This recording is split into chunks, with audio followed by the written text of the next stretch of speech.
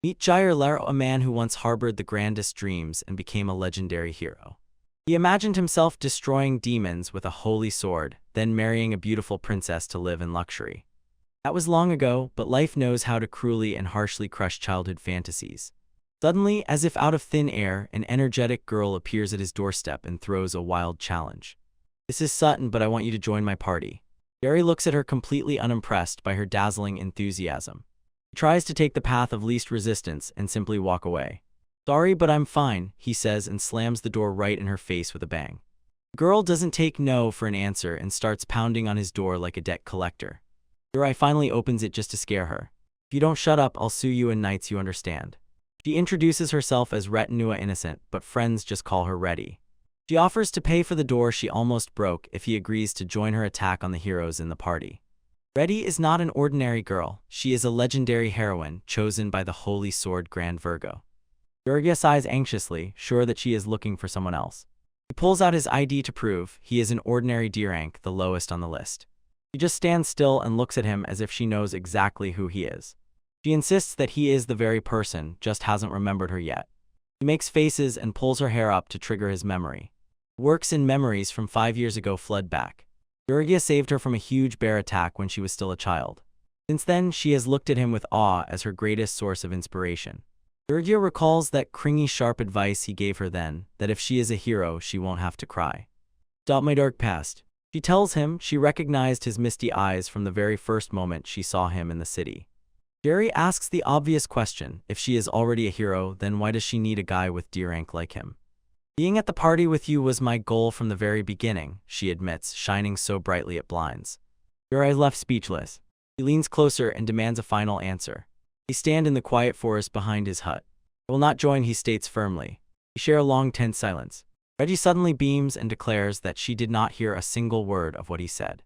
The two of them start shouting back at each other until finally Jurei snaps and interrupts. He mumbles dully, "All right, I will join your party," and only so that she finally leaves. He tries to set a boundary, stating that it will only be for some time. Now Reddy agrees, but her definition of a little is until the demon lord dies and the world is saved. Yer is stunned by the scale of the task he has just signed up for. He notes he is called the black-haired hero only because of his hair color. He orders her to leave the statement at the guild and promises to see her another day. Waves goodbye happy to tears. As soon as she disappears, Jura immediately decides that it's time to flee the city. There's no chance that he will fight the demon lord. He recalls how much effort he put into becoming a hero in the past.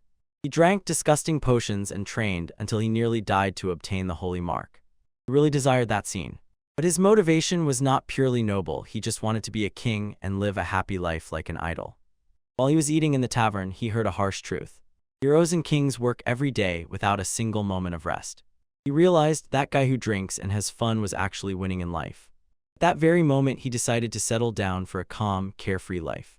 He arrives in Universia Kingdom, hoping that he has finally gotten lost somewhere and is no longer being searched for in the crowd.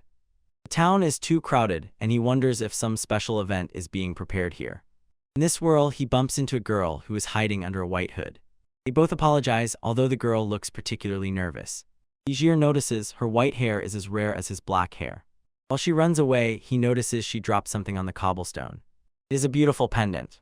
He thinks he will just leave it at the night department after he finishes his shopping. He hears the townspeople whispering that Princess Raffen was seen somewhere nearby. It was that one day a month when princesses were allowed to walk among the commoners, but Jir did not even raise an eyebrow. He plops down on the bed and, enjoying the silence and calm, just lies there. A month passes and reality hits him hard. He is completely out of money. Having only 500 Ryan in his pocket, he can't even pay for a room for the night. He quickly looks at the guild board to find an urgent way out. He finds a request for an escort who doesn't care about the adventurer's rank. Reward an astonishing 250,000 Ryan.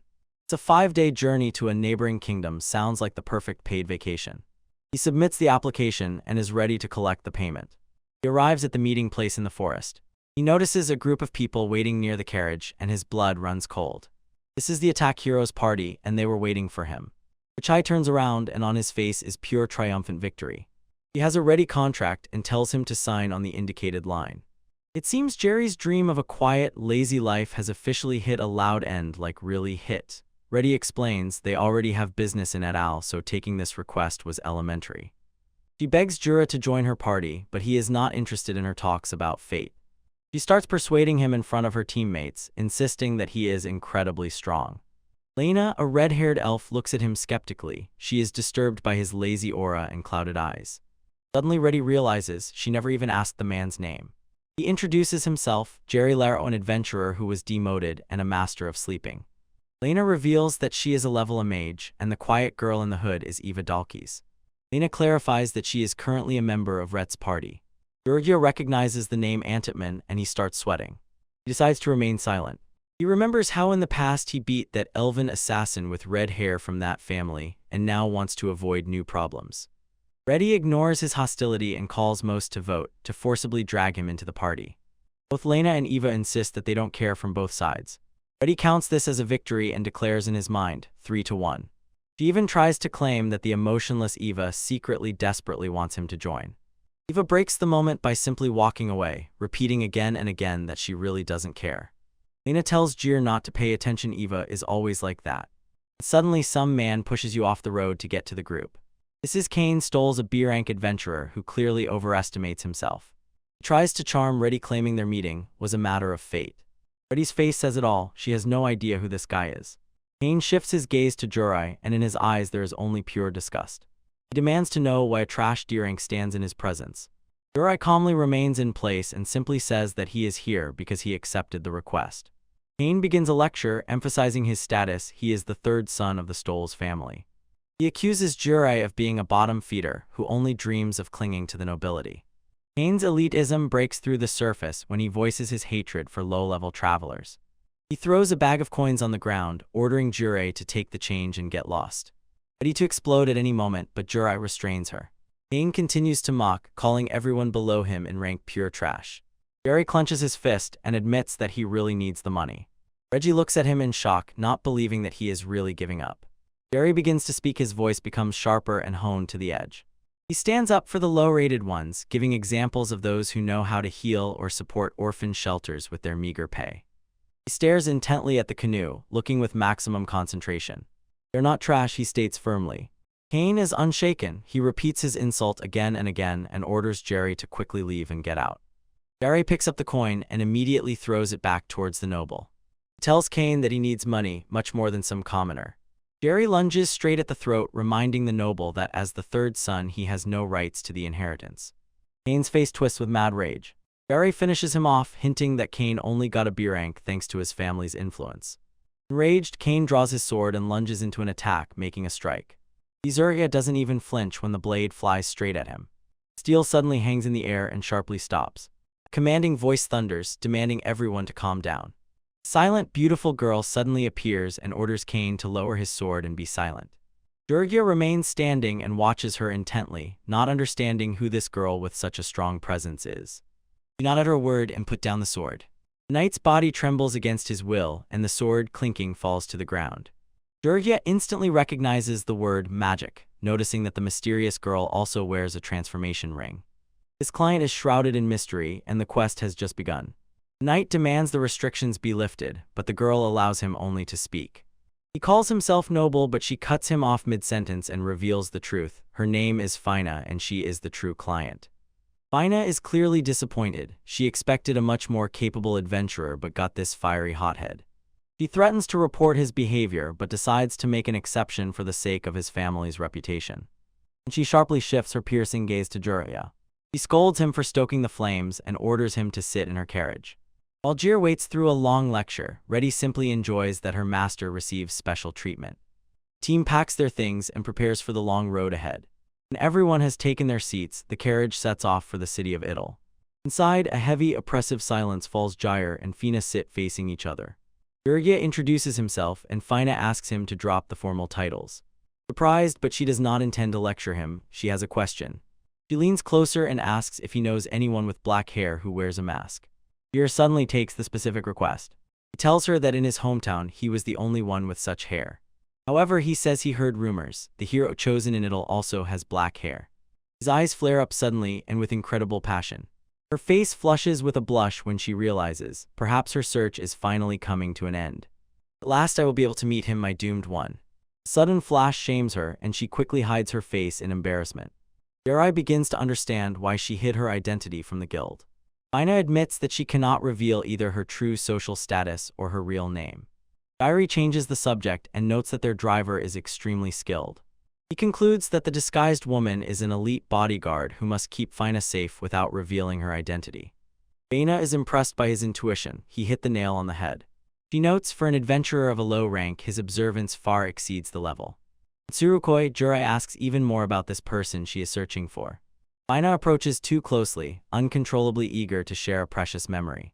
Gra tries to maintain his personal distance as she begins the story from 6 years ago. 3 hours have passed and Fina still doesn't stop and chatters about her footprints on the white horse.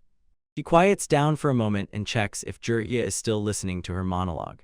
She reveals high expectations for the black-haired hero, all because of a childhood promise. Suddenly, a loud rumbling from her stomach breaks the romantic atmosphere. Embarrassed, she admits that she is hungry and Jurya recalls he has something to eat. He summons a magic circle, activates the item box, and takes out a packet of snacks. Fina is impressed. Some low-level adventurer is capable of using high-level spatial magic. Jurya waved his hand and said he didn't realize how much mana it takes to learn this.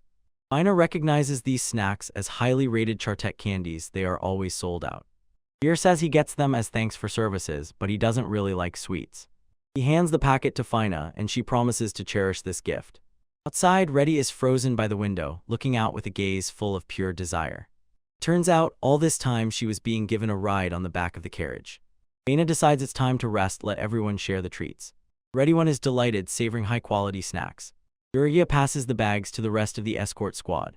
He notices the knight sitting alone by the fire, still boiling over what happened earlier. The knight orders him to be silent. It's clear he still cherishes his bruised pride. Jurya still leaves the knight a packet of snacks and says, "Tell him what you think about it." The knight looks at the bag and feels guilty about how he treated Jurya.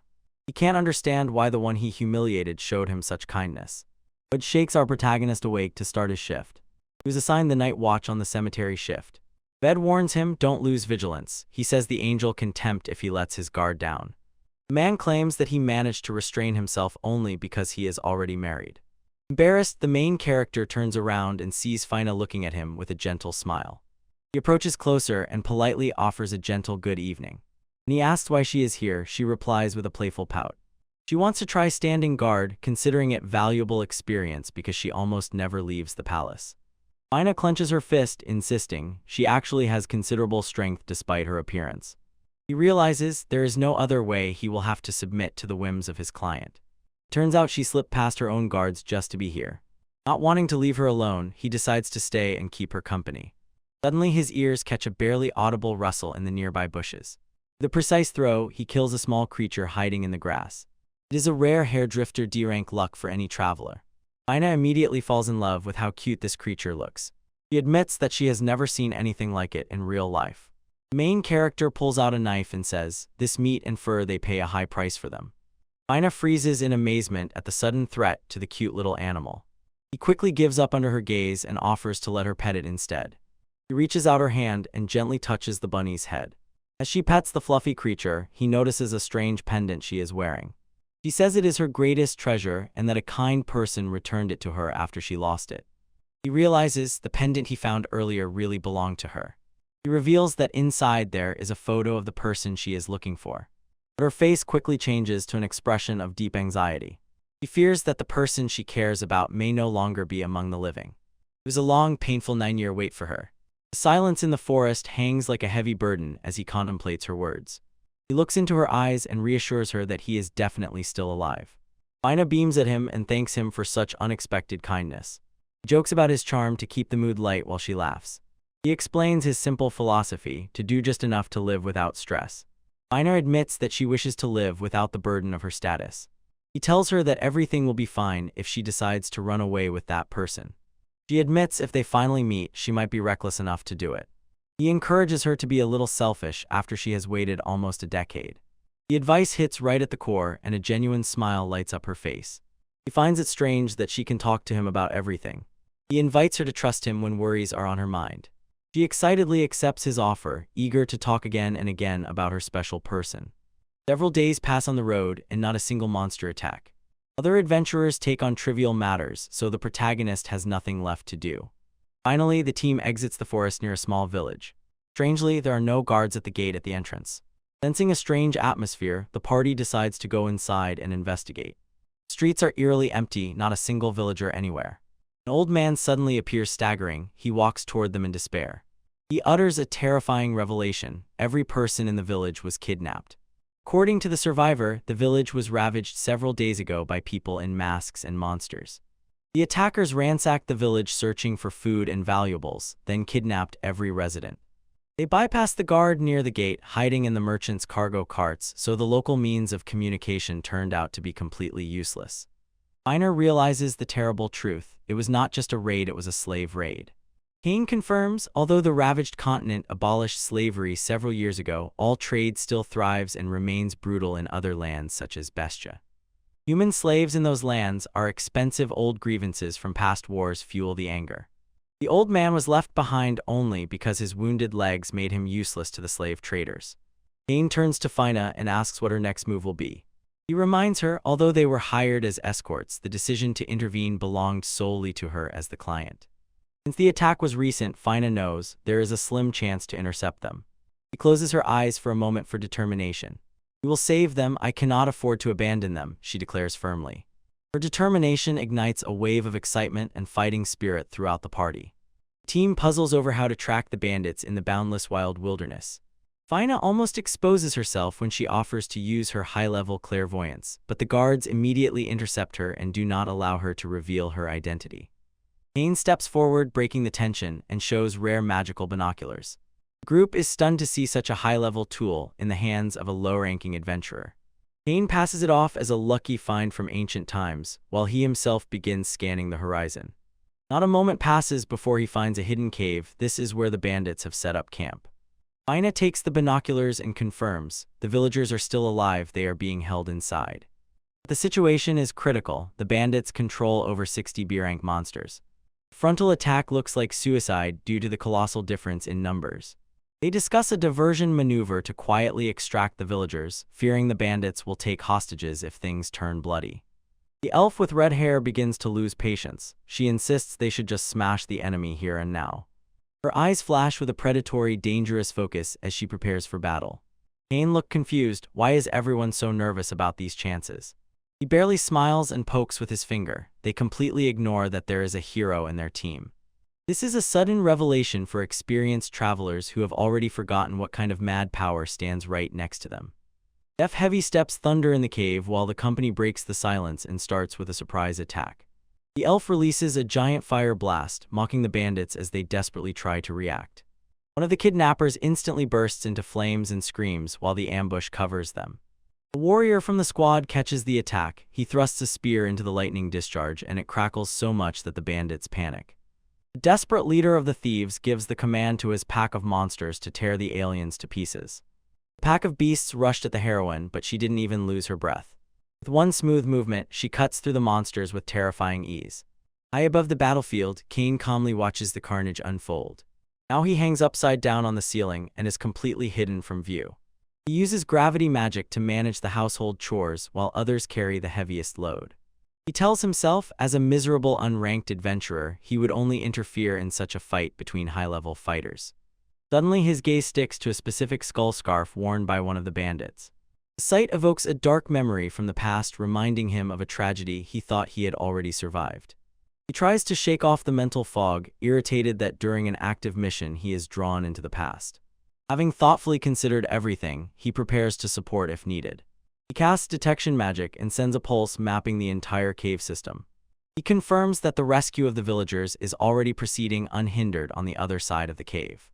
He watches as his fair-haired companion continues thinning the enemy ranks, although nearby a lone wolf still holds out. Suddenly, a bandit emerges from the shadows, sneaking up behind her, holding a blade raised. Kane realizes, despite her being annoying, he cannot just let her die. The blade presses against the throat so tightly it cuts the neck, but the victim is not who you expect. Kane watches from the shadows and decides, it's finally time to intervene. With a subtle smirk, his puppeteer magic seizes the attacker's limbs like a puppet on strings. The killer can only watch in horror as his own hands turn against him and drive the dagger deep into his neck. When the merchant falls, a fierce growl echoes in the cave. It signals a new threat has appeared. The silver-haired noblewoman reacts instantly. Her blade cuts the air with sharp, practical precision. High above, Kane hangs on the stone vault and scrutinizes the chaos. He is unimpressed and notes that her movements barely meet C-rank standards, despite her reputation.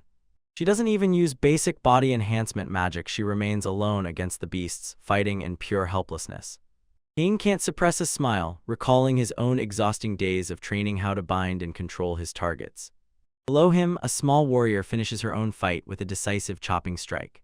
"Okay, this is the last hit," she shouts, and the skirmish finally comes to an end.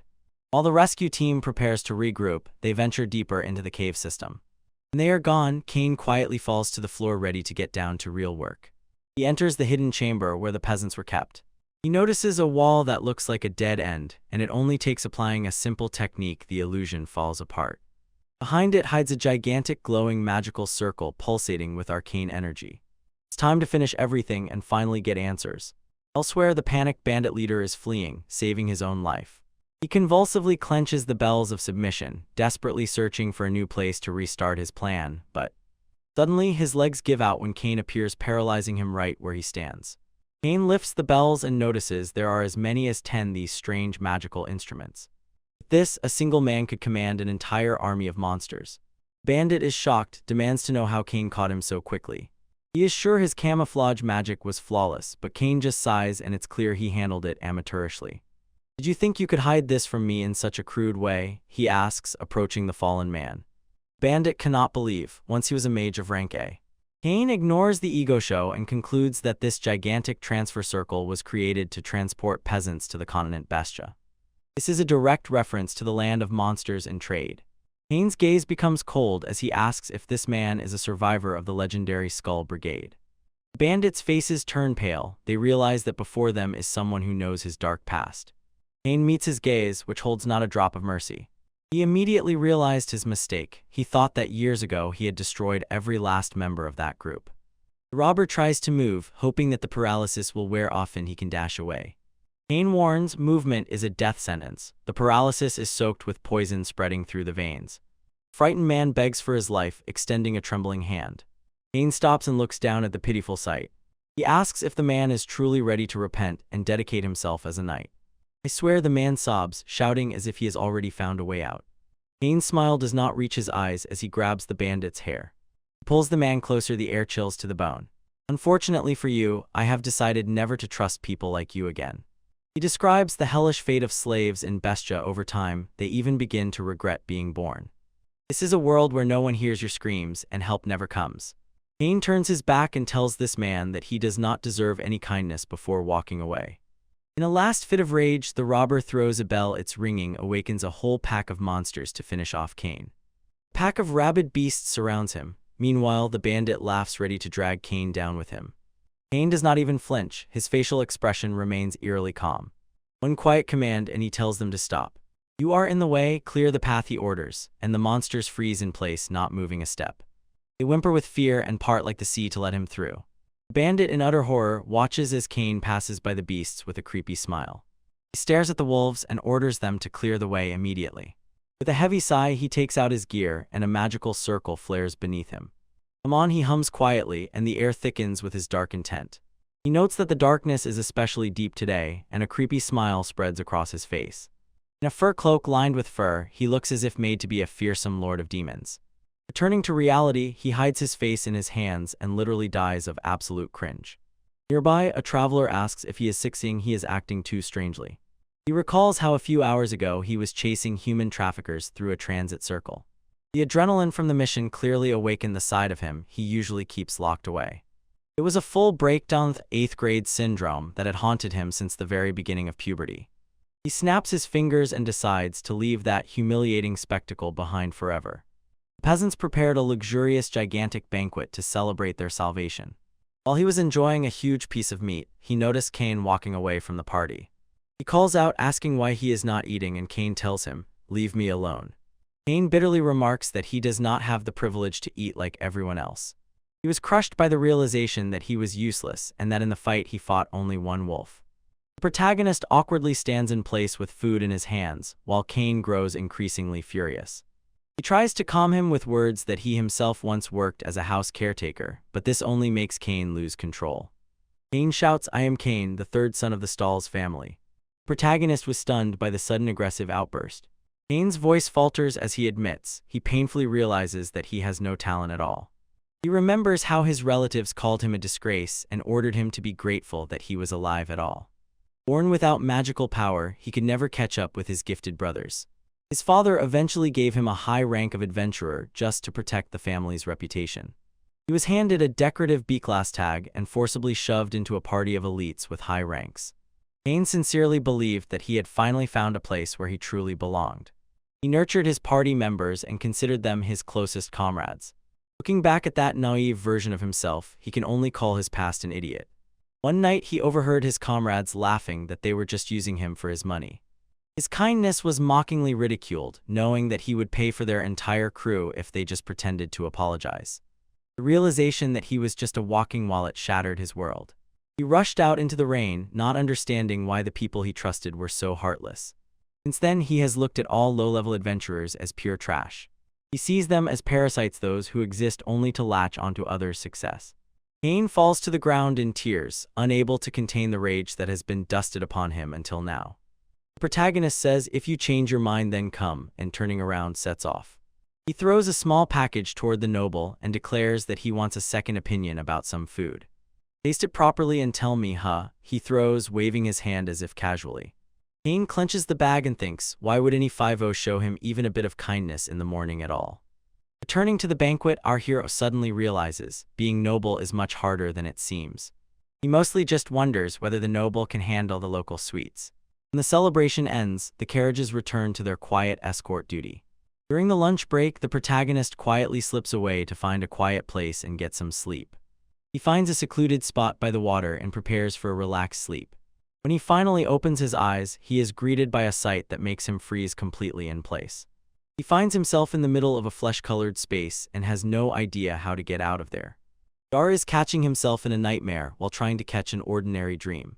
He has to rely on camouflage magic just to remain unnoticed by the rest of his party. One wrong move and he will be branded for life as a spying peeper. As the walls compress the space, he finally realizes he must act now or never. In a moment of magic, he transforms into an innocent, gloomy rabbit to slip away unnoticed. He panics as soon as he realizes his metamorphosis magic is still far from perfect. Fortunately, he manages to run to the dense forest cover before his time runs out.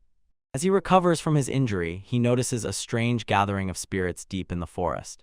He quickly retreats behind a magical barrier, left with the feeling that he has just encountered something mysterious. 5 days later, the escort wander continues. The team moves toward their goal. Moreover, most of the company is hanging around card games, as if forgetting about the dangers of the road. Ray sighs, feeling how they have lost focus during such a critically important mission. When the journey is already coming to an end, he waits until the scouts return from the city of Adel. Suddenly, a soldier appears in the frame, rushing forward, his face pale with pure horror, and he shouts, "This is bad." The group tries to calm him down, but the man is already beyond any consolation. He finally shudders and breathes out the terrible truth. ETAL has. A giant horde of monsters has completely taken over the city. Before them lies a literal picture of hell crawling, crushing the silence filled with restless dead. The city has turned into a real cemetery. Horde dead energy waves through the streets, yet the horde is still stuck behind the city's magical barrier. Looking at the massacre, the party realizes these monsters are most likely the very citizens they were supposed to protect. The members of Hero Party argue that summoning such a number is simply impossible, and the girl prays that the survivors have not disappeared but are only hiding. Kane does not buy this optimistic talk. He looks at her with pure skepticism. He points to the cold truth of a massacre of this scale. Survival is only an unattainable dream. Bound by fear, Kane demands that they immediately leave the city. The veteran noble adventurer throws him an exit. "If you can't endure the fight, you run away." Kane insists that staying is a suicidal mission. He looks at the gigantic walls and realizes the barrier is the only thing holding back the nightmare. The veteran warns him, if this barrier breaks, the horde will move further and attack all neighboring countries. The monsters will eventually reach the University Kingdom and leave only bones behind. When the life of his family is at stake, the veteran refuses to take even one step back. He asks Jir and Kane to escort the lady back for reinforcements, while the rest hold the line. To everyone's shock, the girl refuses to leave. She says she must stay and fight. She needs to confirm the truth that only she can reveal. Pain goes mad, he yells at them, accusing them of choosing certain death over survival. The veteran smiles through the tension, admitting that he is terribly afraid, but losing his loved ones is a much greater horror. Pain freezes, realizing this might be his last chance to finally find true friends and change who he is. He asks if anyone in his place can really be of any use. The party welcomes him with open arms, and Jiraiya understands his plan to escape has spectacularly failed. Gary flinches as all eyes turn to him at once. Yes, I will fight too. They huddle closely to devise a plan and agree on one thing: to find the one behind the scenes, behind all this backstage. Jiraiya uses his magical tools to scout the area, but the thief remains invisible. The girl steps forward and declares she has a way to track them. Despite her fidgety presence and continuous protests, she prepares to remove her hidden ring. Blinding light bursts forth as she prepares to reveal her true power. She begins the ancient song of Raffina Odium Refinato. Her disguise fades, replaced by an aura of pure elegance. You really were a princess.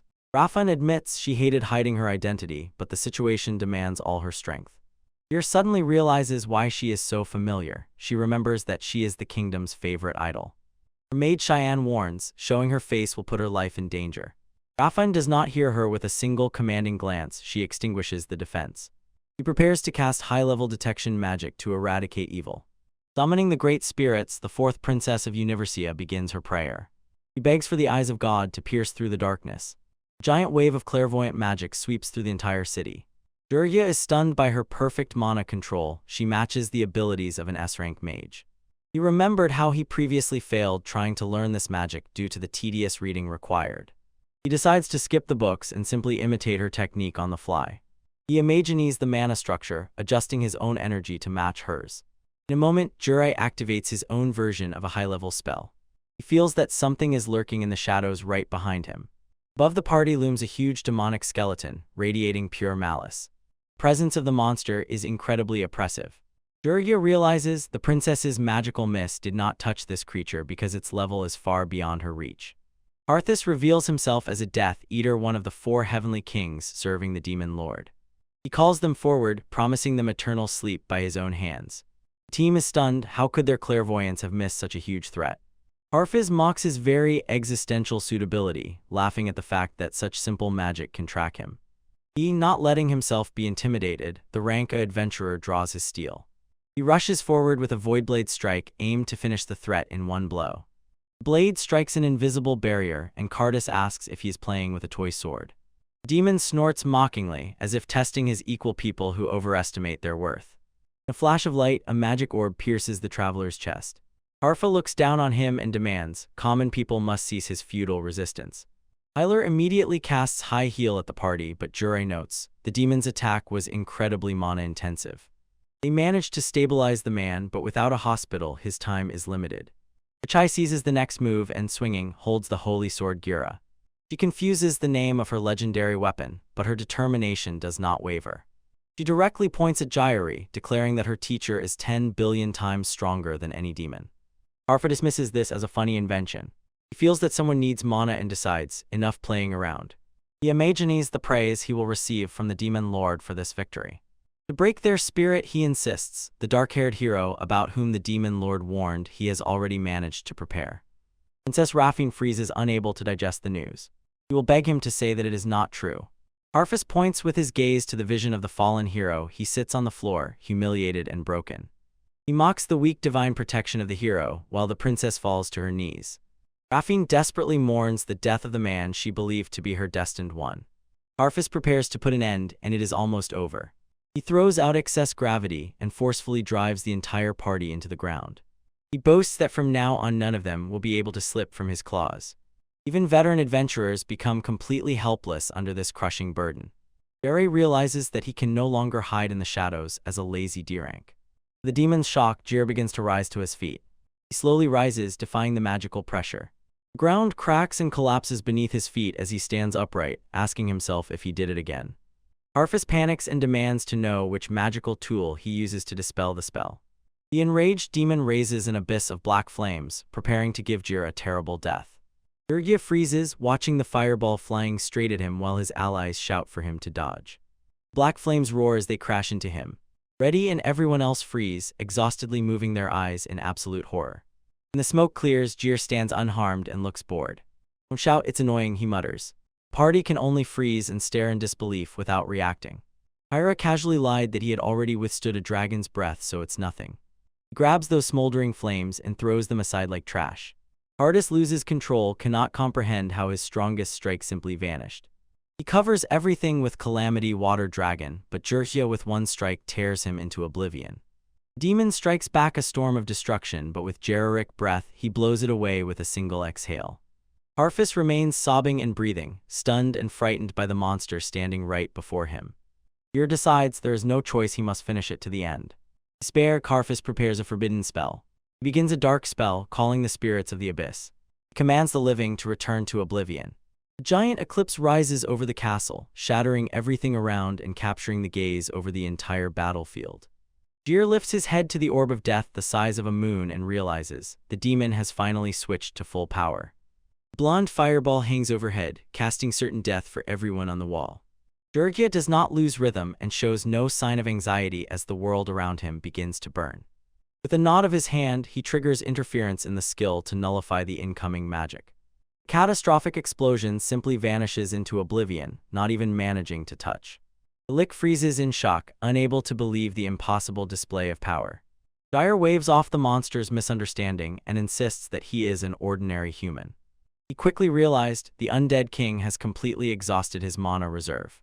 In a desperate effort, the Lick begins to retreat from the approaching traveler. He refuses to believe that some pathetic human could possibly stand against his might. Whether he thinks too fast or not, the Lick whispers a manipulative spell, spending the last fragments of energy. He seizes control over Jirhya's companion to use him as a living shield. The man's body moves against his will, is forced to stand in Jar's path and block the way. The Lick seethes, confident that he has finally gained the upper hand over the prisoner. Jirhya simply looks back silently, a gaze full of boredom, without any emotion. He directly and without detours informs the monster that this boy is not even a friend to him. Both Lick and the hostage tremble for a long time from the cold-blooded phrase. Jir explains that during the quest, their relationship is purely professional.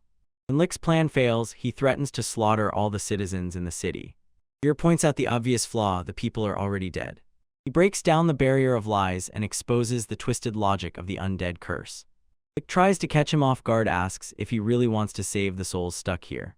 The princess looks with fear as the burden of the situation sinks into her awareness.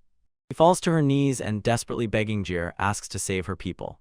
The monster mocks her grief, shifting the fate of the city entirely onto Jir's shoulders. She declares that she will do everything just so her people can be brought back to life.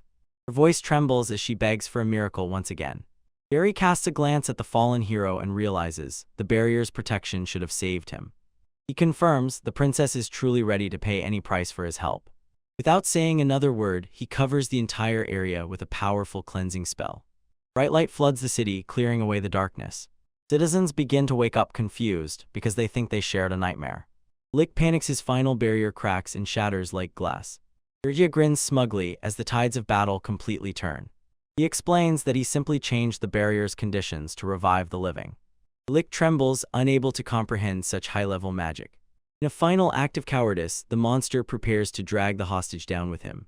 The companion shouts for Jirhya to kill them both rather than let the monster escape.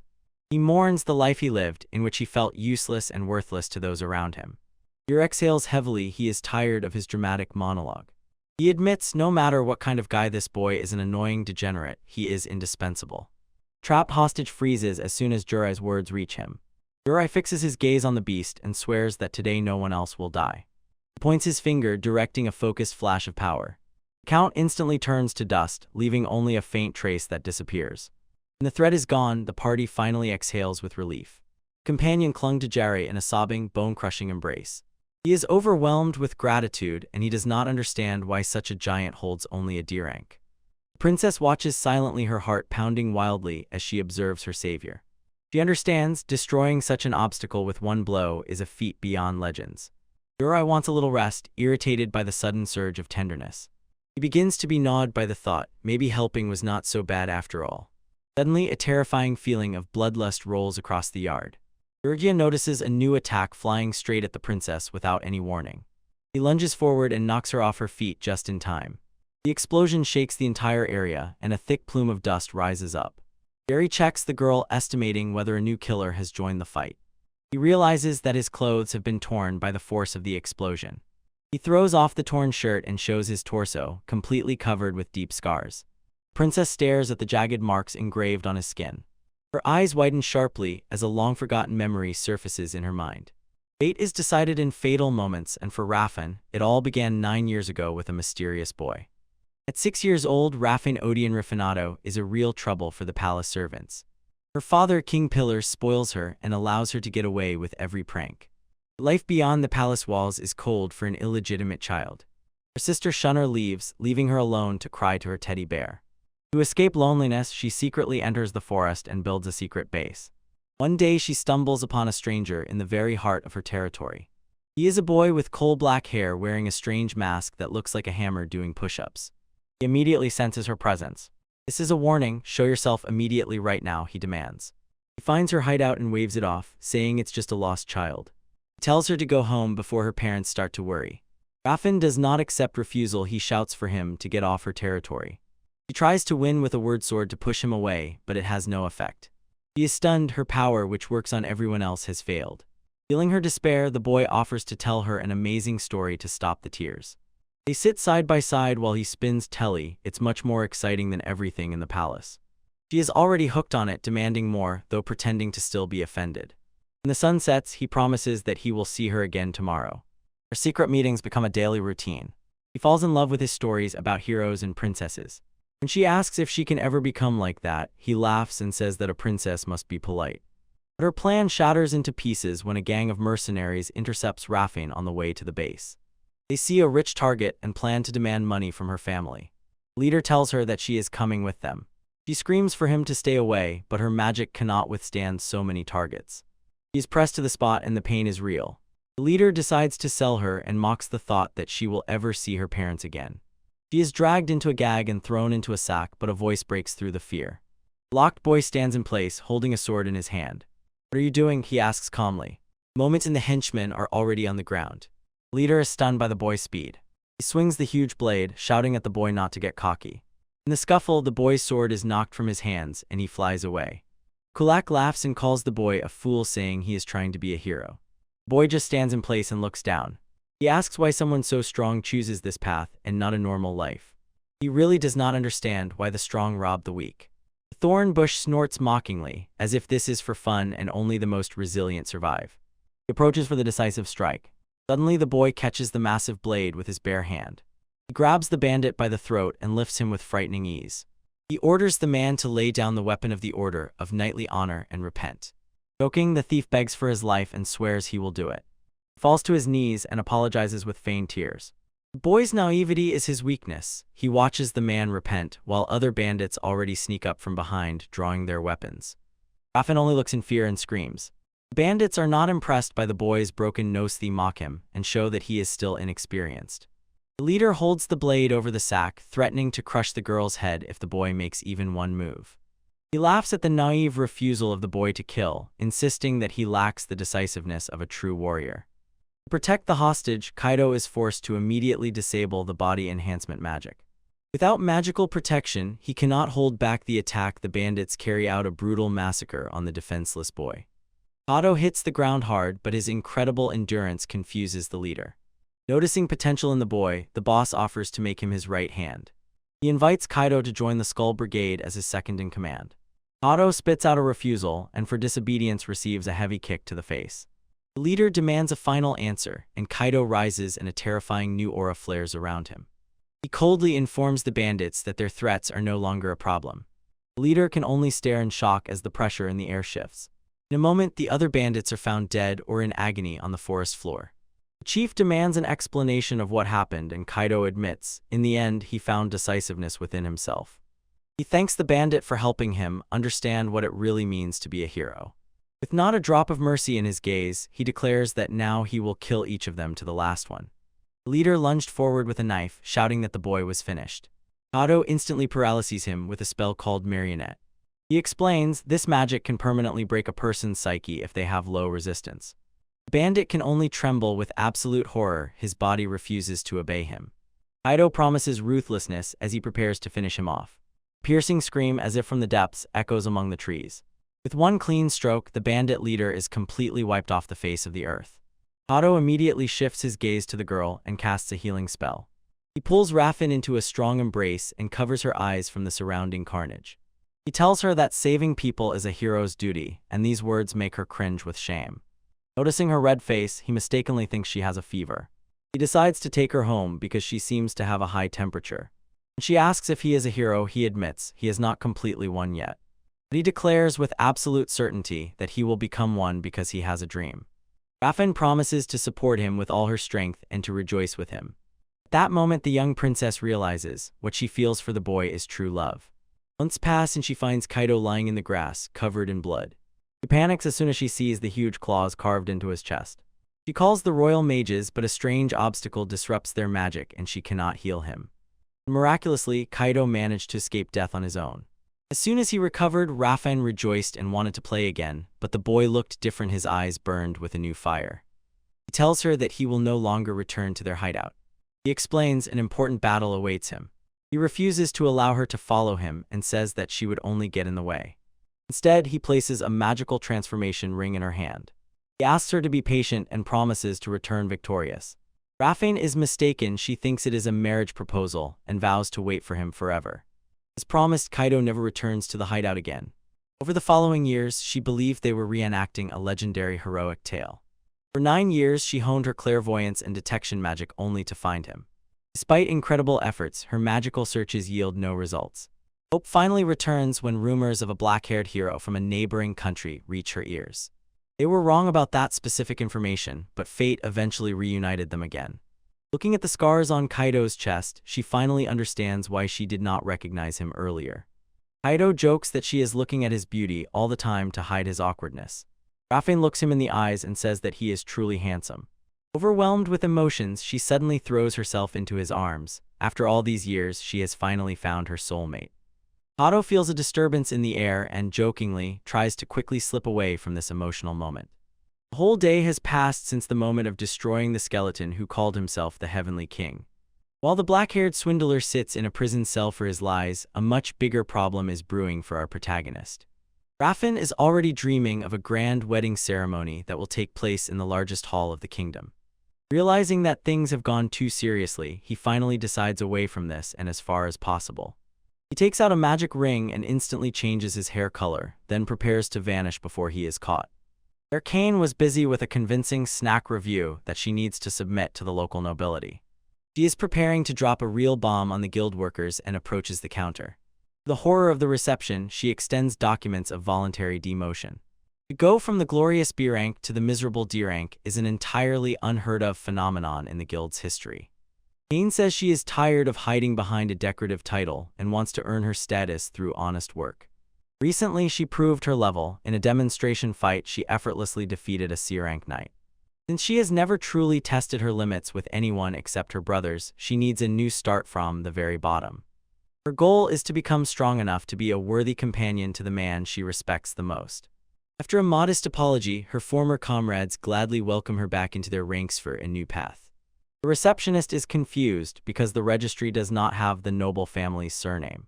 Kane decides to leave bureaucracy behind and step into the ray of a new life. From now on, she is simply Caney Adventure that follows its own path.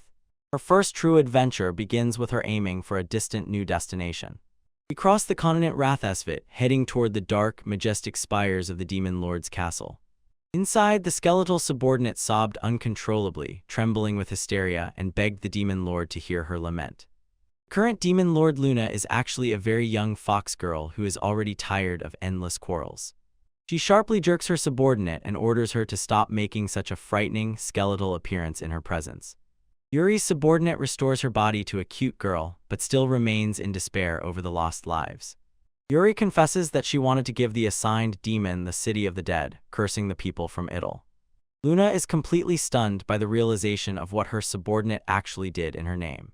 She never wanted war, she only took the title Demon Lord to spend her days eating candy. Then Yuri creates a magical image of a powerful man who destroyed her entire undead army. Luna panics as she recognizes in him the very devil who once chased her for 3 days and 3 nights. Avoiding another encounter, she decides fighting is the last thing she wants. She loudly declares that she will leave the castle and go on a world tour tasting snacks. In the nearest forest, the red-haired woman bursts into a maniacal, eerie laughter. She has finally found a man whose frightening power excites her soul. Even though she was hired to kill Rafaina, now the main thing is to test her limits against this mysterious man. Understanding that she is still no match for him, she decides to seek advice to close the gap in strength. The main hero finally stands before the gates of the legendary towering magical capital. He has reached his goal, the country of sorcery, known as Magako's Maya. When Kane arrives in a carriage and new threats crawl out of the shadows, a huge chapter begins. Laro's day starts exactly as he likes. He immediately goes back to sleep. He replays in his mind all the bad things he ran away from, both the heroic parties and unwanted marriage proposals. For such a man, a lazy loafer is the pinnacle of existence itself. But his peaceful morning is shattered by a piercing scream. Someone is wildly shouting his name. Sharon Tepman disagrees and demands that he finally get out of bed. He groans because he never got to rest after a series of crazy events. Memories of the fight with the skeletal Sky King come flooding back as he was dragged into the heroic band. And then the fourth princess appeared, Rafain, who decided that he was her destined partner, so she forced him to wear the Ring of Transformation to hide his identity. He fled across the entire country in record time to find refuge with Shaw in the lands of witchcraft. He begs for just 3 more hours of sleep. Char begins to shake wildly and twitch convulsively, but Jurai refuses to move.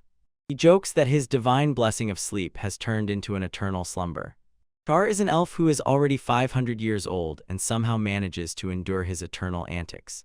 Although she now looks innocent, she was once sent as a legendary assassin to destroy Jurai. Her mission failed completely, and she wept until Jairi calmed her with a candy. This simple sweet treat forged an unbreakable bond between them. Now she is the proud owner of a successful bakery shop. Dora casually fixes his messy hair, and the elf completely short-circuits from the touch. He panics and shouts, "Please be careful," before realizing how that sounds. She scolds him for actions that girls can so easily misunderstand. She says that recently a black-haired angel was looking for someone in her shop, and Jurgia suddenly realized the princess might be closer than he thought. They celebrate the success of Chara's new product, created on Jurgia's advice. Chara offers him to live as a freeloader, even forever, but Jurgia wants at least to repay the debt. He hands him a ticket to a prestigious magic tournament. He notices that the admission requirements for commoners are extremely strict. To his horror, the ticket already lists him as a representative of the Royal Magic Academy. Suddenly, a talking cat named Aldi Otis appears in the room. Jurei clearly feels disgusted by the cat's self-important presence. Aldi is actually the one currently performing the duties of the head of the Royal Magic Academy. Turns out Shur asked the cat to pull a few strings for a recommendation. Jurgia pulls the bad cat aside to demand an explanation about what kind of trap this is. Lee claims that he is just helping Sharu, but Jurei does not believe this act. He immediately tries to cancel the appointment, citing that he has no connection to the school. Aldi exposes the real motive. He wants to explore the colossal mana reserves of Shiri. 4 years ago, Jurei saved this cat in the forest from an S-rank beast. Back then, Aldi tried to involve him in a teaching position, but Jurei fled as soon as the research became too creepy. Aldi is officially on Jurai's blacklist due to his persistent harassment. Cat says they were looking for a man with red hair, confirming that they still do not know that Jurai's real hair is black. Jurei decides to keep his true form a secret at any cost. He tells Charu that he is withdrawing from the tournament because he hates annoying things. He reports this news to Shaw and says that he is canceling his entry. The sight of her immediately bursting into tears instantly throws him off balance. Charu blames herself for being selfish and bothering him. She continues to sob and apologizes for making him do what he does not like.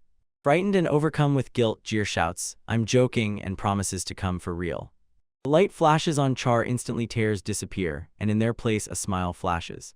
In the background, Aldi walks with a self-satisfied, victorious expression on his face. Jir realizes he has stepped right into a trap. Now he really has to work. His place as both a participant and a lecturer is now finally secured. Even he himself is not sure if he can teach anything except the art of being lazy. The sun shines brightly over Megicosmia Magic Academy. Our main hero finally drowns in silence and peace, rejoicing that he is alive. He is here not to teach but to work as a simple janitor. Having flooded the academy's tools with his huge supplies from the manor, he managed 2 weeks of work in 1 day. His plan for a break is ruined when a wild company of noisy students nearby starts causing a ruckus. A young boy named Luda shouts at his friends, "Get out of here." He wants to focus on studying, but the material turns out to be too difficult. The team starts arguing. They are annoyed that the teachers refuse to teach them high-level magic. Seeing their enthusiasm, the janitor understands. These are not just lazy people, they have real goals. The wish of Ryuta, a true teacher who is not bound by boring academic textbooks.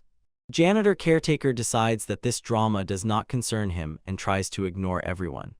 But Ryuta is in despair and decides to forcibly cast a high-level spell that she does not understand. He tries to cast high heel on his own healthy body. The result is a complete failure. His hand is instantly struck by necrosis and falls off. Panic sets in as the students scream in horror, looking at the bloody mess. Excessive healing on a healthy body is a death sentence for a limb. Before the girl can even call for help, the janitor whispers a counterspell. In the flash of light, the boy's hand is completely restored. The students froze in shock, wondering who could possibly manage such elite magic. Not wanting attention, the janitor crawls away through the grass on his haunches. He knows if they find him, his days of idling will be over. Secret surfaced the very next day. After the children reported the incident to the principal, they found their savior. At first, he refuses to help, but the students forcibly make him duel. It's simple. If they wound him within 3 minutes, he will teach them magic. They call him the Old Man, although for an 18-year-old that is already too much. He orders those brothers to stop hesitating and attack him all at once, immediately. Ryuta steps forward first and starts an advanced fire spell with a chant. He unleashes Vento Ignis and is torn apart by a huge explosion of flames. When the smoke clears, the janitor stands there without a single scratch. Students cannot believe that he neutralized high-level magic so easily and incredibly quickly. Girls decide to gather and rush forward. They launch combination magic to enhance their power. It is impressive control, but the janitor is not impressed. He moves like a smeared flash, crashing into their distribution before the mana can stabilize. Your casting is too slow, he mocks, leaving them as vulnerable as possible. And suddenly the boy rushes from behind to deliver an unexpected physical strike. The janitor effortlessly dodges the heavy hammer and calls this case naive. Before they can regroup, the clock on the bell tower reaches its limit. 3 minutes have passed and the janitor declares his victory. The students drop stunned. They realize they had no chance. He asks why they so desperately want to learn, and they reveal the truth. They do not want to be political figures in the hands of noble families. They want to be free travelers. Their shared dream hits the mark, and the janitor immediately regrets even asking. He exhales and agrees to teach them only a little. He insists that it's just like that so as not to feel guilty if they die like dogs in the future. The children burst with joy, surround the new teacher, and bombard him with a whole avalanche of questions. He tries to stay calm, but the energetic company is already driving him mad.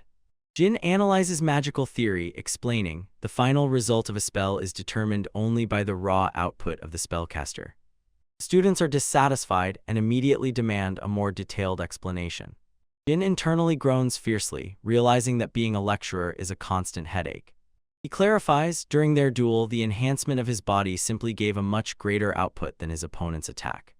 The problem of modern mages is that they rely too much on chance, not on the freedom that magic provides. To prove his point, Jin concentrates a compressed mana ball in his palm. He releases a blaster shot without unnecessary movements right out of the classroom window. A powerful explosion shakes the school grounds. Ryuta is completely stunned.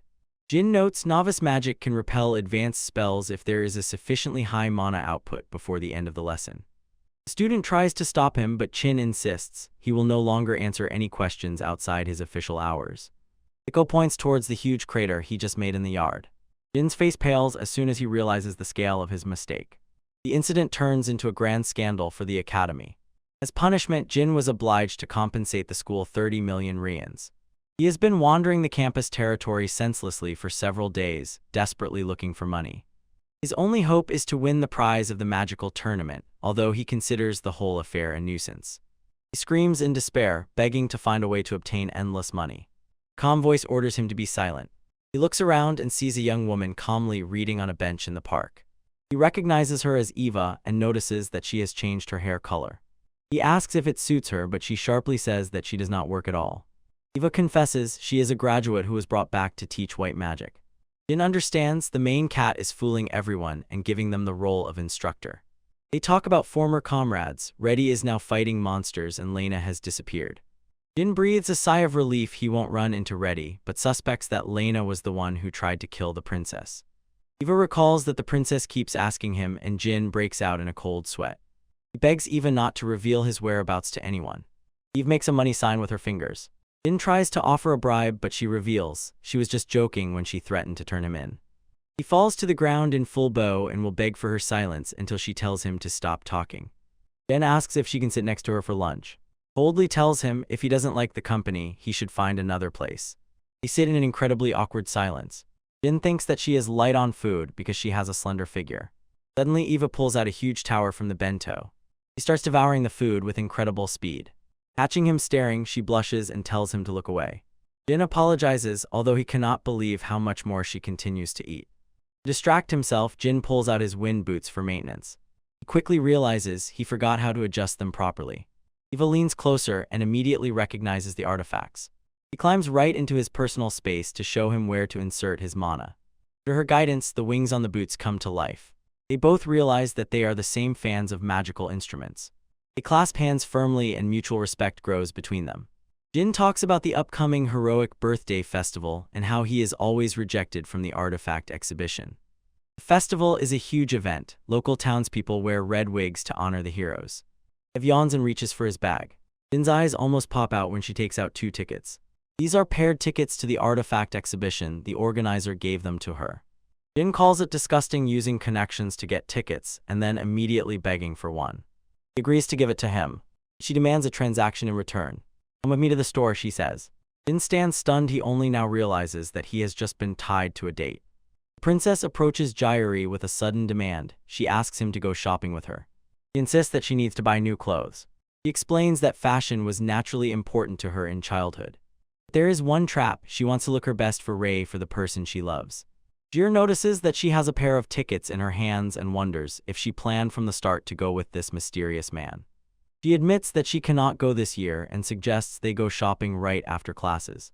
The bomb drops when she demands that Jiri pay for everything she buys. Jiri can't believe his ears. He double-checks if she really wants him to pay the bill.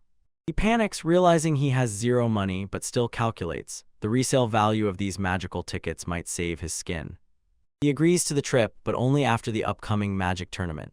But walking the streets, Jir bitterly laments his financial situation, realizing that prize money alone might not be enough to pay off debts. He was about to ask Shar for a loan, but noticed 2 suspicious figures behind her shop. He eavesdrops as one girl calls the other demon lord while trying to throw her out the high window. The little girl scolds her companion for behaving too loudly. They are ready for anything to reach what is called the Paradise of Paradises.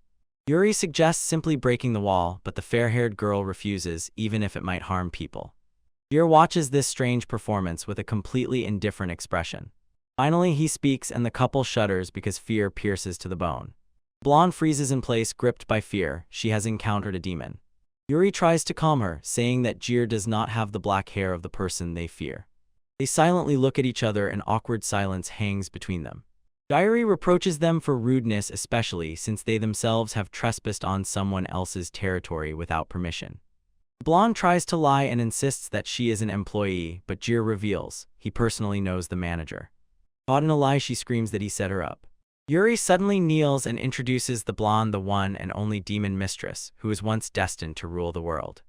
Yor can only look back, complete confusion. Blonde named Luna immediately reprimands Yuri for calling her by her title in a public place. Yurgia decides that this is just some elaborate game about a hero and a demon lord. He stops them as they try to leave and notices their faded, torn appearance. He pulls out a basket filled to the brim with elite snacks. He gives them treats and tells them to go home before their parents get worried. Luna freezes and asks if it's true she can have so many sweets. She swears she will never forget this favor, even offers money. Jir refuses. Grabbing the basket, she smiles and says, finally she got to eat them before death. Yuri's heart tightens as she explains, she sold her things and lost her wallet just trying to buy candy. She concludes that people might really be good, but Yuri still remains skeptical. As they walk away, Luna waves goodbye and promises to repay her debt to the red-haired person. They disappear into the night, leaving Jir alone. Jir stops and processes the strange acquaintance until he realizes he is still completely without money. He suddenly runs after the girls, shouting at them to stop. He simply says bluntly he wants them to immediately return that debt. A little later, the atmosphere changes. Carts enchanted by magic fly into the sky, and brooms fill the space.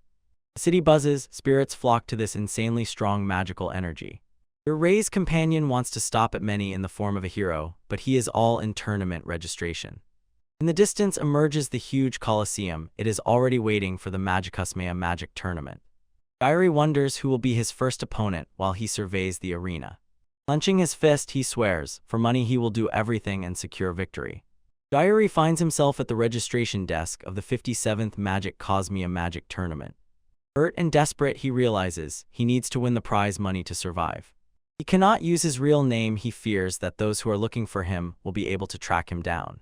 When he suggests using the name Ray, the reception manager freezes as if she just saw a ghost. They say that Ray himself is a legendary hero who saved the nation, and pronouncing his name is almost blasphemy. After a short lecture on local history and realizing that his pseudonym might be too recognizable, he settles on Rigi. When the registration was finally completed, he was warned the schedule resets at noon.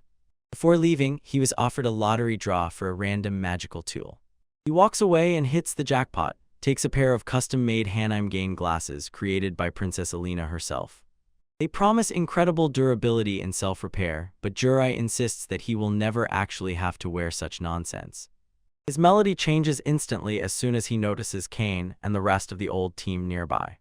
While Kane begins to recognize him, Gyuri must immediately put on a mask. He presses the rose-covered glasses onto his face and deliberately indulges in this absurdity. The plan works perfectly. Kane thinks he just confused a stranger with his master. He is sure Gyuri would not wear something so ugly. Gyuri slips into the shadows and sweats at the thought of how close he was to being caught. In his haste to escape, he accidentally crashes into an elf named Lena. She stops, feels something familiar in him, but Yor suddenly tears away before she can put everything together. Lena is here by order of her master. She is fighting for funds for research and a chance to prove what she is capable of.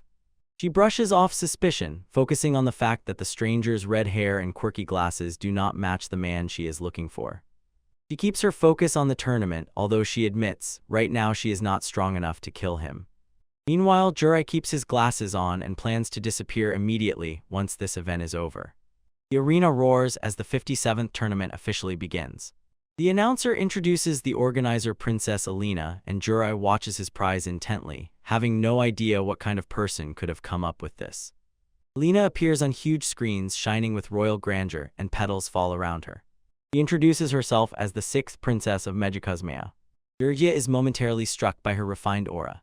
That image instantly shatters along cracks as soon as she cuts off her speech and calls for a maid. Turns out the princess actually cannot read the script given to her. Her maid, Stika, openly insults her intelligence behind her back in front of the entire stadium. Lena tries her best to compose herself while an awkward silence hangs over the whole crowd. Finally, she pushes through the crowd, blushing wildly, and demands the participants fight the noble spirits. The screen abruptly goes black as soon as she reaches the edge. Gyuri's initial assessment was correct. The princess is definitely quite eccentric. The first fight in Block A is announced. Reiji faces the main favorite of the tournament. He stands opposite Sengoku Granlubius, the reigning champion and master of the Valiant Warrior clan. From the stands, students roar wildly in honor of their teacher, demanding he buy them something if he wins. Gyuri notices the spots of char in others in the crowd and feels the pressure mounting. They watch anxiously mixed with anticipation. Judge signals and the match officially starts. Sengoku stands upright and orders Ryuji to retreat before he gets hit. He warns, although the battlefield heals wounds, it cannot erase the trauma of defeat. Ryuji does not flinch. His gaze is motionless behind rose-framed glasses. "Sorry, but I can't withdraw the funds," he states firmly. Sengoku smiles, honoring the unbreakable fighting spirit of the Deer Anchors. He vows to give everything in return for Ryuji's bravery. With a furious roar, the champion lunged forward. But despite the huge warrior flying at him, Reiji remains completely still, calculating his next move with terrifying focus. His opponent roars with anger, while Ryuji continues effortlessly dancing between his strikes. "Why are you just dodging?" shouts the armored warrior. "Attack me." The man's rage bursts out because Reiji looks completely indifferent to the fight for life and death. Behind the funny disguise, Ryuji's thoughts again slip to the secret meeting he held before the tournament began. He approached 2 girls he had helped before with a very specific request: high stakes, no room for error. Since participants were forbidden to bet on themselves, he needed them to place a huge bet on his victory.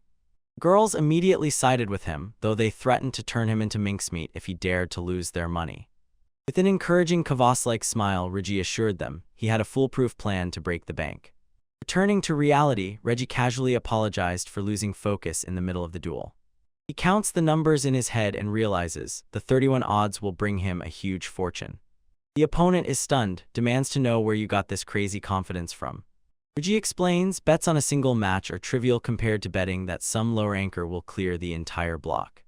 With a cold, calculated look, he shows that the payout could be astronomical. The warrior lunges forward, calling it nonsense, but Reggie is already channeling his mana. Yes, the correct answer. He whispers something through his teeth, preparing the final strike. A massive explosion rumbles in the stadium, and the clash ends with a single blinding flash.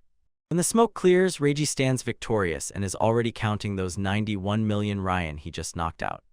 The announcer, in a wild stupor, screams in disbelief because Reggie is officially declared the winner of this match. Later in the tavern, piles of gold coins rise so high that every traveler's jaw involuntarily drops. Girls are delighted. They watch as he gained control over the entire block with a single strike. Word of his power spreads like wildfire, and the crowd begins to call him Magic Bullet Reggie after he eliminates every opponent in a Daeon shot at a time. Yuri and Lulu are already dreaming of buying estates and an endless supply of cute dresses. Rage has to kill the mood, explaining that on the last day of the tournament, no gambling bets will be allowed. Surprisingly, he takes only a tiny share of the loot for himself, leaving the rest to the girls. He plans to pay off the academy debt and take Eva shopping, insisting he wouldn't have done it without their help. He tells them that with this money, they will never have to resort to stealing again. Overwhelmed by his kindness, the girls rush at him and hug him tightly in a festive impulse. Later they part ways with cheerful goodbyes, promising to help him whenever he needs. Reggie pauses to weigh his next move as the sun sets over the second day. The final day of the tournament arrives, and the arena is packed to the brim for a round-robin competition. Reggie tears through the first 2 rounds, advancing only thanks to rare magic, a tool promised to the champion. The final match is a tiebreaker for first place against a mysterious newcomer who has yet to lose. His opponent is a girl who looks about 16, dressed in gothic attire with an overly calm gaze. Rumors say she envelops the arena in a black haze, and her enemies remember none of their defeats. They face each other. The tension between them is so thick it could be cut with a blade. The referee signals the final confrontation begins. She introduces herself as Enri and asks Reggie to be careful with her during the fight. They reach for a usual sports handshake to start the fight. As soon as Reggie's skin touches hers, a giant wave of pain suddenly runs through his body. He is thrown into shock. He squeezes the hand, and his vision blurs. Even when his physical strengthening magic was active, the sensation was as if a deadly electric current had burned his brain. Before she can make the appropriate move, Henry raises his hand and abruptly surrenders, ending the fight. She tells him that it's unfortunate, she cannot win here, but suggests talking normally later. Her beautiful, eerily charming smile promises they will meet again soon. The announcer is left speechless due to the sudden, strange ending of the last match. Despite all this mess, Reggie declared the overall tournament champion. He was taken to a private waiting room, and he is still trying to comprehend the strange encounter. He collapses on the sofa. He is told that a VIP wants to talk to him about his victory. There is a knock at the door, and the mysterious guest is allowed to enter. Lena, timid novelist, the 6th princess of Megacosmi, enters inside. Reggie's jaw drops as the king apologizes for the inconvenience caused by the delay. She tells him that from now on there is no need for formalities between them. The princess leans closer and quietly reveals she definitely knows who he is. She looks at him with a burning, loving gaze, and he completely freezes on the spot. He breaks the silence like a bomb. The princess declares that she will make Reggie her husband. Instead, Jerry demands his prize money and the magical tool by force to finally return home. He cuts her off with a dry no and doesn't even think twice. Elena's ego takes a devastating blow, and she insists a girl as beautiful as her cannot be pushed away. Jerry points out that there is no benefit in this deal, but Elena insists there is one main advantage. She blushes, offering her voluptuous body as the main prize. He decides to use Imperial Appraisal to find out what is really hidden under the hood. The appraisal reveals the truth. She is wearing imitation armor to fake her breast size from AAA to G cup. Stika doesn't even touch with a finger, just ostentatiously emphasizes her own H cup status, and because of this the princess feels even worse. Elena finally adopts a serious tone and explains exactly how the struggle for the throne is ongoing, tearing the palace apart. King announced, whoever brings the person with the greatest magical power will inherit the throne. She needs Jury because he won the tournament, and she remembers the terrible demon who pulls out hearts. Stika warns her to stop spreading unverified rumors, and Jurai asks to tell more details about the incident. Alina begged him to help, but Stika revealed, the princess is actually lazy and completely helpless student who just wants an easy marriage to avoid her duties. Jir refuses again, and no requests will change his decision. He tells her that it is absolutely impossible. Alina finally gives up, thinking that it is enough. Just as Jurai is about to leave, she snaps her fingers and a dark cold flashes in her eyes. From everywhere, as if from nowhere, he is suddenly surrounded by a squad of anti-mages blocking the way out. Lena drops the roll and warns he will not leave for free. Jurai noticed them earlier when they were still wandering nearby. They acted through high-level obstacles and camouflage magic. Lena asks once again if he will change his mind about the marriage. Stika gives a thumbs up for the performance, and Jir realizes that today he will not get his prize money.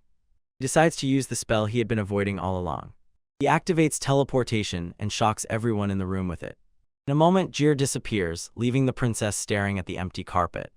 Jurgya reappears outside, but the dimensional jump twists him. Everything swims from nausea. His body stiffens and his stomach churns. Teleportation is one of the hardest magics to master, and its physical cost is brutal. He decides to cut his losses and bill his contact Aldi for the prize money later. Suddenly, a girl and a son approach them, and he looks so pale although. Jurgya tries to stay calm, though nausea is already twisting him. He smiles relieved that he is okay. Jir immediately recognizes her. It is Rafin in disguise. Rafin shows him a description of the man she is looking for, and Jurgya pretends to know nothing, saying he hasn't seen anyone like that. As soon as he tries to leave, she asks, if she sees this man, she will pass on a message to him. She apologizes for her selfishness and for putting her own feelings first for 9 years. She admits it is inevitable that other women will be drawn to him. But as soon as she starts talking about how strange it is to spend time under the same roof with a woman he is not married to, her tone immediately changes. Jurai shudders with cold sweat as soon as he offers his congratulations on the tournament victory. He tells him that his performance was truly wonderful. Then she delivers the final blow and directly says that she will marry only one person. She calls him Jurai-sama and walks away, proving that she knew exactly who he was all along. Jurai was completely shattered after this meeting. Jir breaks into a run because Rafin is actually already here in Major Cosmia.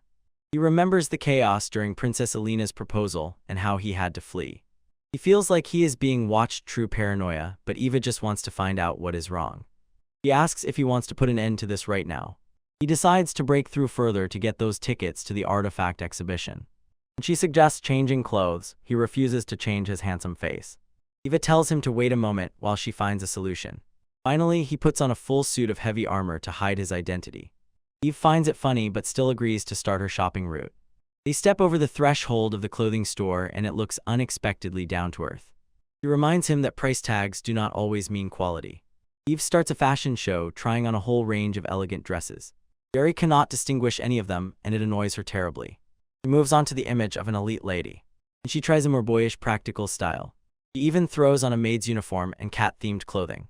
Finally, she goes outside in a huge fluffy bear costume. Diary really calls the bear costume cute, and that truly scares her. They immediately stop at the first dress she tried on and get ready to leave. While they walk, Eva says she looks too much like a man named Ray. She takes his hand and asks to explore the city a little more together. They wander the lively streets like an ordinary couple. From street performers to creepy houses, they see everything the city can offer. They share giant ice cream cones and watch magical performances. In the end, Jir is completely exhausted. He asks if she really had a good time. With a quiet smile, she confirms it was very fun. Again, she thanks him for simply letting her be herself. They set off to grab a bite, but Jurya accidentally cuts his finger. Eva stops him, not allowing him to use magic to close the wound. She heals the cut herself with one simple, unexpected move. Jurya is stunned. The injury disappears instantly, without a trace and without any magic. At the restaurant, Eva leaves him to dash off to eat, or rather, to take their food. Diary overhears dark rumors. Somewhere demons are frightening the local roads. Stories are terrible, but Eva returns with a huge pile of food. She devours everything on the table to the last crumb with an appetite that leaves him speechless. She gives the tickets as promised and offers to see him home. Before they leave, she leads him to one last quiet place. She teases him about the crumbs on his face like a naughty, sloppy child. The moment cracks against her stone-like impassivity, and she laughs out loud. Dora is suddenly confused by the abrupt change in her behavior. She tells him that he looks better when he doesn't have such a serious expression. Suddenly, tears glisten in her eyes as her mood sharply changes. He claims that his character is an exact copy of Rei. Jir wonders if this mysterious Rei is his own past cast into the future. Eva says that Rei is the strongest and kindest person she has ever known. He was her savior, and she believes that today he will become a great hero. Then her voice abruptly fades as she admits that it is impossible. They arrive at a stone monument entwined with vines. She explains the poignant reason why Rei cannot be here. Standing before the memorial, Eva looks around with a tragic smile. She exposes the cold truth: the man she loved is already dead. Eve silently stared at the stern monument and suddenly realized she had reached the place of final rest. This is not just a grave, it is the tomb of the legendary hero Rei. Eve quietly places a bouquet of flowers, and deep, unmediated sorrow is reflected in her eyes. She looks at Jurgia and offers to be his confidant, saying it is better to release one's burdens than to carry them alone. Jir hesitates but still decides to honor the agreement and spend the rest of the night beside her. Eve is clearly touched by his kindness. She notices how his character reflects the hero she wants to find.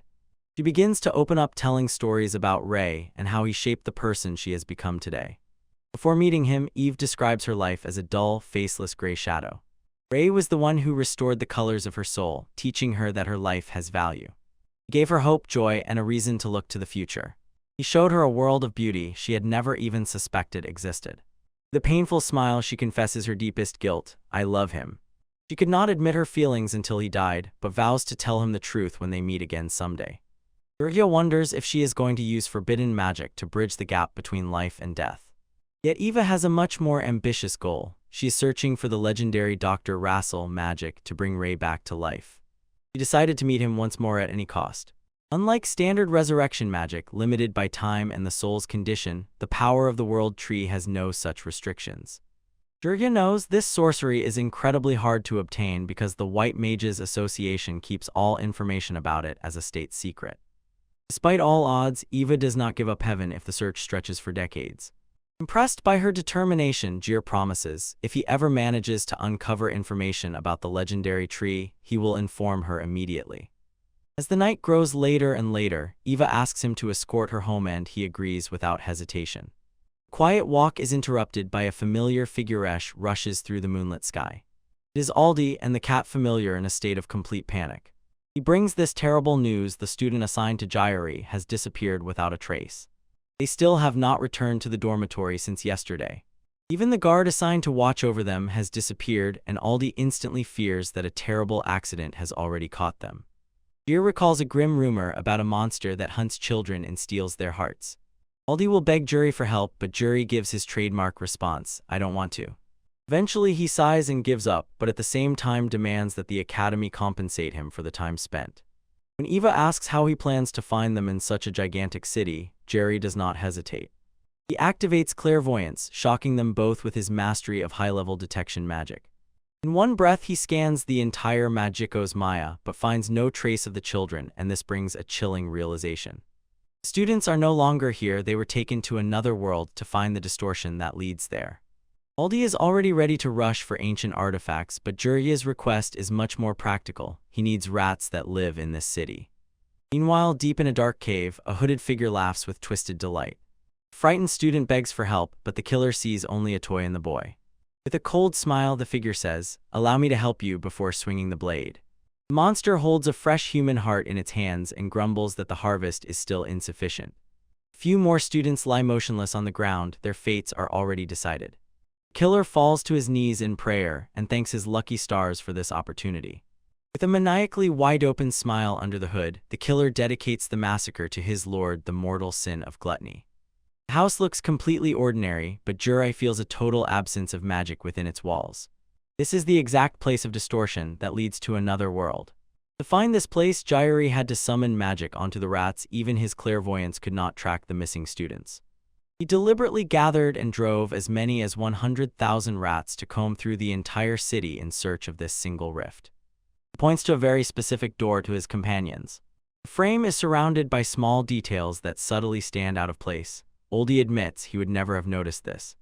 Jir explained, as soon as the rat touched that spot, his vision shifted and a dimly lit cave space appeared before him. He is already ready to enter immediately, but Aldi orders to wait. The cat insists that they enter together and reminds Jir that he is still a school principal. Jiraiya stops him mid-word and says that Ajuli's magic is better suited for support than for a frontal assault. His gaze becomes cold and serious. He tells the principal directly and without ceremony that he will only get in the way. Aldi breaks into dissatisfied silence, taking offense, and Jir makes it clear that he does not want anyone to follow him. Suddenly, Eva grabs him by the coat. She does not allow him to go alone to face danger. She promises not to interfere and even tells him to leave her if she becomes a burden. The sighs and refusal of Jerry, who tells her to stay close and not leave his side. When Aldi tries to intervene again, Jairi orders him to be quiet and watch the entrance from outside. After the split, the teams of Jur and Iv prepared on the other side of the threshold. They disappear into the distortion, and Aldi watches from the cobblestones. They emerge into a cave where thick, eerie black smoke swirls. A powerful barrier force holds the defense. No magic from outside can interfere inside. Jur notices his visual connection with the rats is the only thing still working. He gives Eva one last chance to stop before everything becomes grotesque. He tightly grips her staff and does not retreat. As they went further, Eva was struck by pure horror. The floor is covered with the corpses of her classmates. This eerie sight is exactly why Dijeri did not want her to go with him. The victims had their hearts ripped out, and even the guard Aldi mentioned is now reduced to a piece of flesh. Dijeri notices the criminal far ahead and immediately activates camouflage magic. Seeing that Eva is about to break down, Jir reminds her, simple healing magic will not save those who are already dead. Then he shows he has a much more powerful card in Reserve Resurrection. He explains, as long as their souls remain in this world, he can bring them back. He tells Eva that the souls will soon disappear and entrusts her to call them while he deals with the killer. From afar, a cloaked figure laughs madly. Eva agrees to stay behind and focus on the spirits. To protect her, Jir places an imperial barrier over the area. As he walks away, he admits to himself, the disappearance of the soul is a lie, he just needed her to be safe before the upcoming battle. He approaches the cloaked figure with murderous intent. In one word, Dejiri unleashes a devastating attack that seems to reduce the killer to dust. He lowers his gaze to the remains and feels strangely little remorse for the execution. Suddenly, the killer's voice sounds behind him. The boy complains that he was having fun until Jir ruined the moment. He bites his thumb in anger and swears to kill Jiraiya for his insolence. Jir is stunned to see the boy standing right there while his previous corpse still lies on the ground. The killer explains his survival by the expensive lord. He mocks Jir, insisting that some pathetic person cannot grasp the concept of changing events. He laughs at the expressions that appeared on the students while they were dying and claims they deserved it just for resembling his former tormentors. Jir asks if the serial killer's victims were connected to this revenge as well. The boy snorts contemptuously, saying their deaths are just a coincidence born from his anger. Jiraiya intensifies the magic and demands to know the true purpose of all this. The killer, with joyful madness, shows that he was ordered to summon an evil god. He shouts at his master as a dark presence appears. From the darkness emerges a giant shadow hand calling away to gluttony itself. From the black fog emerges a sadistic smile. The shadow retreats, revealing Henry, the girl who disappeared during the tournament. She smiles at the crippled hero and mocks the fact that they met again in such a desperate place. Jir did not expect to meet in such a place. The healer tries to fix the severed hand, but Jir warns, stay away and focus on the students. He orders her to continuously call the children, no matter what happens. Jirai understands, restorative magic is useless here, and this amuses Henry. She explains that her predatory ability does not allow her to heal any injuries she inflicts. She notes only a hero or someone with full power can stop her, and she is curious what color are her black eyes. Suddenly, a young boy runs into the room with a bowl of hearts in his hands and calls for some savior gluttony. He plans to use them to summon an evil god as Henry promised. He thanks her for the chance for revenge, but she has a completely different plan in mind. With a cold smile, she tells the boy that now he can die. He's no longer needed by her. The boy is paralyzed by betrayal. His role is over. Henry watches as he disappears into the shadows. Jiraiya disgustedly asks if they were ever friends at all. Henry rejects the boy as a stranger, insisting that he was too soft to kill until she intervened. Again, she confesses she ate all his emotions except the murderous intent and thirst for revenge. He even intensified his anger by asking, "Am I not kind?" Jiraiya tells her to shut up while she prepares to summon the evil god. He gives Jirai and the girl a chance to escape, but he does not move. She asks if he is trying to save the students, and Jir, confused, apologizes for his mistake. He tries to lie, insisting that the children mean nothing and will soon disappear from his life. The clenched fist tells a different story. He admits that her behavior incredibly annoys him. His gaze becomes deadly serious. Henry mocks his own anger and thinks about how exactly he was going to fight. Urgia reaches out to cast a spell, but his power does not manifest. When the relapses showed, she ate his inner magic along with his hand. She savors the power of his influence like aged wine. She shows the source of her power, countless demonic moths floating in the darkness. She is the demon lord of gluttony, holding the power of predation in her hands. Urgia is stunned. He realizes that the current demon lord was not supposed to appear yet. She explains the secret of her kind. There are several demon lords and they must devour each other to challenge the heroes. She tells him to hurry up, confident that without magic he is helpless. He sends his mouse to finish him off. But your beam is not over yet. He draws the cursed black blade. Henry watches in shock as her predatory action is cut to pieces. He cannot believe that the sword is capable of cutting through her power. Dur explains he came across this blade several years ago and cannot destroy it nor lose it, so he is forced to use it. With one swing, he completely sweeps the battlefield. Inria is impressed. Could the mere force of wind pressure have pushed back her mouse? She begins to doubt that he is human at all. And then she starts laughing hysterically. Now everything is in place. To block her path for power is quite natural. He smiles and offers him a chance to learn to use his power. Izuria watches as she makes the final shocking revelation. He is not just a man, he is the demon lord of laziness. He drops a bomb on them, revealing Desiree's laziness. He is shocked. The man bears a demonic mark but offers a truce. Her invitation is rude, so will you join me, glutton? Desiree does not believe this act. She plays sweet only because she herself is on the ropes. Henry decided to sweeten the deal. He promised him status, money, and a life of pure laziness. Desiree admits it sounds like a dream come true. But he does not want to be a subordinate. Pass it on, he says, rejecting him with a cold refusal. As soon as Henry's presence begins to fade, Jurai decides the fight is finally over. His magical sense finds nothing, so he prepares to heal his fallen comrades. Suddenly, a hidden blade slashes from the shadows. And again she used her predatory ability to hide her presence for one last desperate step. Jurai lunges forward and blocks the strike, taking a bloody slap to the chest to save Eva. He squeezes out a barely noticeable smile, but the wound is deep. Eva runs to him abruptly and, in despair, begins to unlace her stuttering high heels. Magic does not close, the wound does not heal, so she is overwhelmed by complete panic. Jurai chokes on blood as life slips away from him. Eva's world cracks in half and her screams echo in the cave. Trauma triggers an avalanche of dark memories. He remembers every life lost because of her presence. People called her a monster after she failed to save those nearby. Even her own parents abandoned her, fleeing in fear. Hidden in a cage, the guards mocked her and longed for her death. They saw in her only a commodity, something sold to the highest bidder. Eva seemed resigned and gave up hope, condemning herself to a life behind bars. For 4 years, she lived as a demon in the eyes of others. She sat alone and did not understand why she was even alive. Her blessing was a curse. Anyone who tried to harm her perished. Betrayed and abandoned, she refused to trust anyone. She wanted only one thing: the end of her torment. This lasted until a new prisoner arrived. A knight in full armor was thrown into her cell. He immediately began complaining about the lack of blankets. To Eva's shock, he simply curled up and fell asleep. When he woke up, she asked if he found this life boring. He just shrugged and enjoyed the fact that the food was free. He promised to leave her alone, but only after he asked one question.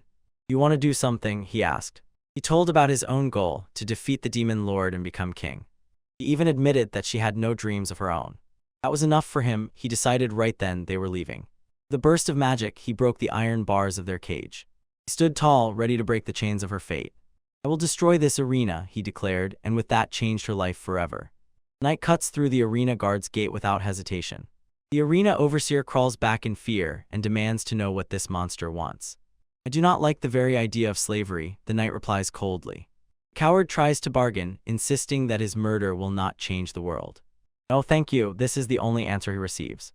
One clean sweep with a single move cuts off the overseer's life and puts a full stop to his case forever. When the square is cleared, the knight stands alone amid the carnage. He gathers the injured children together and orders them to follow him. When asked if he is their savior, he brushes it off, saying it was purely a selfish act. He leads the group away from the pits and straight to a huge fenced estate. He actually apologizes that the mansion is too modest for his tastes. As soon as they have barely settled, he says, there is work to be done. The legendary warrior hands them rags and orders them to start cleaning in the dusty estate. The children can only watch, frozen, and release disbelief until their new master slips away from their sight. Months pass, the knight feeds them, gives shelter, and provides a normal education. Eva remains on guard, convinced that his kindness is just a mask for something darker. During a magical ability test, it turns out that Eva has a rare talent for restorative magic. Since there is no textbook for this, the knightess decides to train on her own personally. He hands her a dagger and orders her to practice healing her own wounds. Eva flinches and resolutely refuses to play what seems to her a cruel game. Suddenly, a sharp burst of dark magic erupts from her body. He waits for the knight to recoil in horror from her own monstrous nature. Instead, he only complains that the magic sticks and smells so bad that it's disgusting. He freezes, unable to digest his mundane reaction to her power. He puts a high heel to her and asks why she is breaking down. Tears run down her cheek because for the first time someone can truly touch her. The knight does not understand at all why it suddenly begins to sob. Usually its dark blessing kills everyone it touches instantly. He understands this is the only man who can lift her curse. A distorted but hopeful smile slowly creeps onto her face. Late that night, eerie laughter echoes through the mansion's corridors. Eve sneaks into the night office while he is distracted at the desk. He is caught off guard without a helmet, and he frantically tries to hide his face. He panics like a teenager and desperately tries to put his armor back on.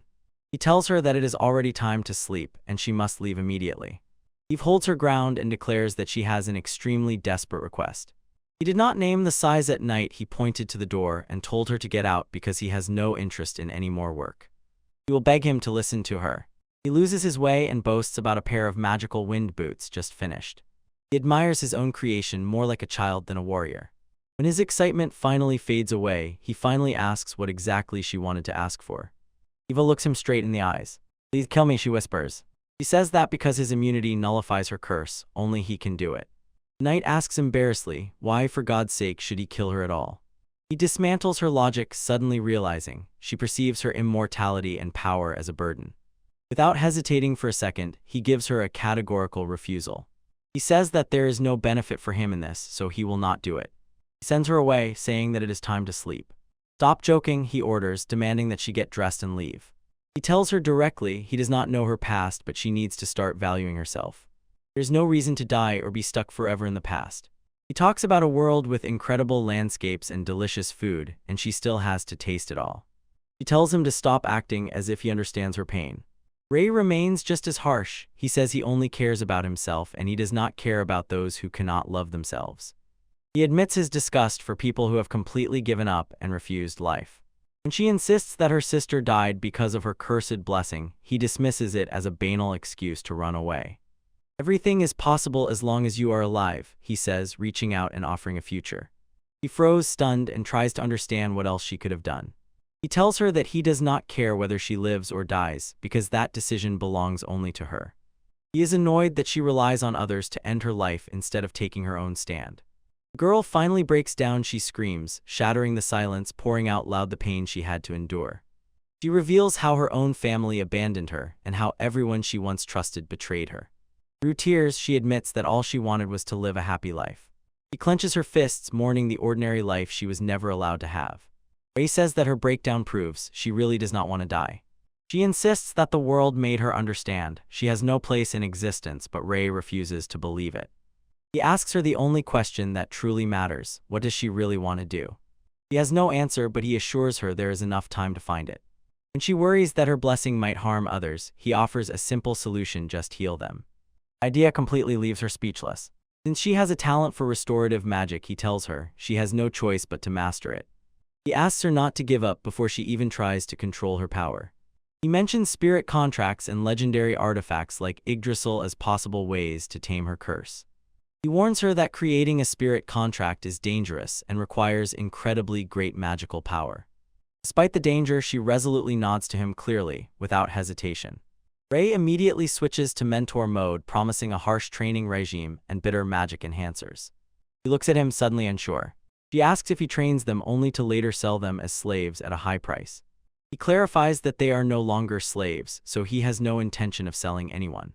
He touches the heavy collar still encircling her neck, doubting her supposed freedom. Ray admits if he released them without skills to survive, he would be burdened with guilt. He explained that his plan from the beginning was one, to give them education and only then release them. He decides tomorrow is the very day he will finally remove the collars. He asks why he goes to such lengths for them. He says it is for his own self-satisfaction because he simply hates slave traders. When she asks why he hides in armor and conceals his name, he falters and blushes. He finally gives in and tells her that his name is Ray. He then notes that it is common courtesy so that she would also introduce herself. She sadly lowers her gaze and suddenly realizes, after so many years in captivity, she has forgotten her own name. Since the past is already gone, he offers her to choose a completely new name for herself. He tells her she can always change it later if she finds something she likes better. For now, he suggests a simple name, Eve. She frowns and snorts at the suggestion, thinking that the name is a bit too simple. Ray tells her to think about it herself since she doesn't like it and emphasizes, time to sleep. He leads her out of the room and reminds her that training starts at dawn. In bed, pressed against the pillow, she repeats this name over and over to herself until it begins to stick. She falls asleep and on her face is a genuine smile. The moon hangs high above the estate and the girl finally finds a moment of silence. Ray keeps his word, he heals the terrible burns and wounds of the captives and then finally breaks their slave collars. Although now they are free and can go wherever they want, the group decides to stay close to the man who saved them. Eva begins intensive training in restorative magic, preparing herself for the weight of the spirit contract. Ray is strict and demanding in his rules, but Eva is still genuinely happy because he is the only one who never left her alone. During the morning training session, Ray is late and, as always, yawns, stretching a breath of air. Suddenly, a young boy approaches him and demands an explanation for why Ray favors Eva so much. He points at Eva with a trembling finger and says that she is a cursed demon who will bring destruction to anyone nearby. Ray exhales a tired sigh and says that her power is a blessing. She will not kill anyone just because someone is nearby. To prove his point, he reaches forward and grabs Eva's face.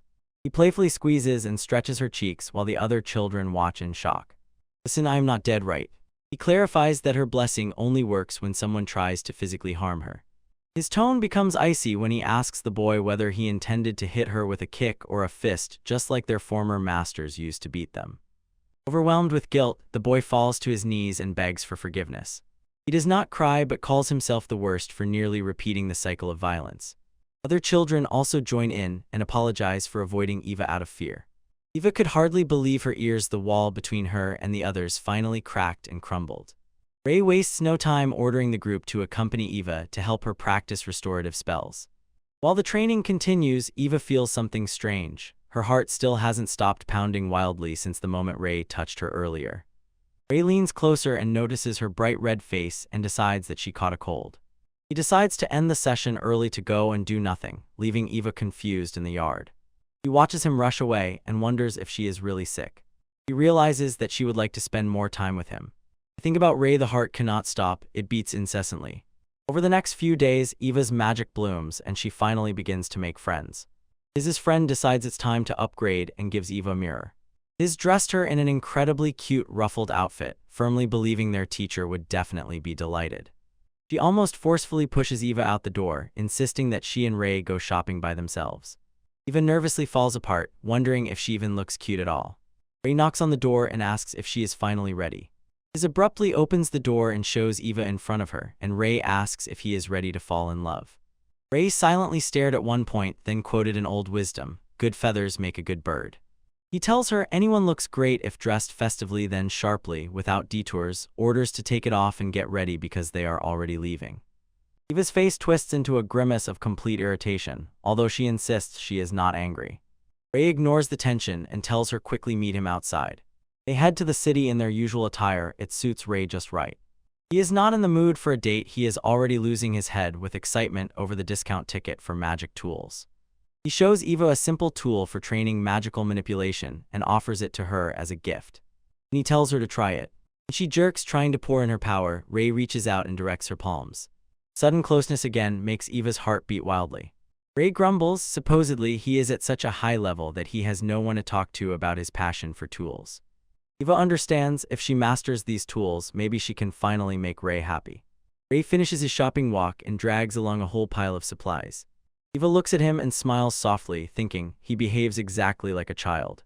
Suddenly, Ray knocks over the entire load and his valuable tools scatter across the cobblestones. He groans in frustration, regretting that he did not use magic from the item box.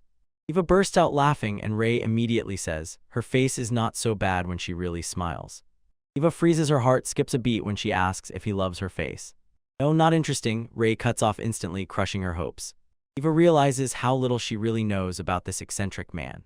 Despite his straightforwardness, she catches herself hoping these calm days will last forever. One raindrop hits her head, but the sky darkens not only because of the storm. From a crack in the clouds emerges a huge, black, terrifying dragon rising above the city like an ominous sign of death. Suddenly, a huge dragon crashes headlong onto the city and everyone freezes in fear while wandering. A dragon, why is it here? Knights bustle and rush to evacuate citizens, but the city's protective barriers fail to activate in time. Rei orders Eva to return home immediately, assuring her that behind her own walls she will be safe. But as soon as the crowd flees, Eva realizes Rei is heading straight into the heart of the storm. He says he just forgot something and orders her to get out of there. Eva rushes, but her heart suddenly tightens with an oppressive, overwhelming feeling of anxiety. She is sharply struck by the realization Rei did not say this, he never promised that he would not fight. Rei bursts into the sky, crashing head-on into a colossal black dragon. He drives the blade into the beast's scales with terrifying force. The dragon lunges in response, but Rei takes the hit like a tank and does not stop, shouting, "Damn." A thunderous blast wave from the mana stones shakes the city as Rei lands and delivers a devastating blow. Townspeople cannot believe their eyes when a lone man matches the dragon's strength. Eva watches the slaughter from a distance, her voice trembling as she cries, Why? Rei is battered, his armor half broken, but he refuses to yield even an inch. He stands victorious over the beast, gasping for air, and Eva is already rushing to his aid. The celebration is cut short by a sound that sends chills down her spine. 2 more dragons emerge from the clouds, circling the exhausted warrior. Rei is already on the edge, but only snorts disdainfully in response to the incredible odds, muttering, "What a hassle." The knight begged him to retreat and treat the wound, but Rei warned, "Don't stand in my way." He decides his own fate and, limping, moves forward towards inevitable death. Rei reveals his true dream, I am a man who will become a hero. He knows he lacks the sacred mark that defines a true hero.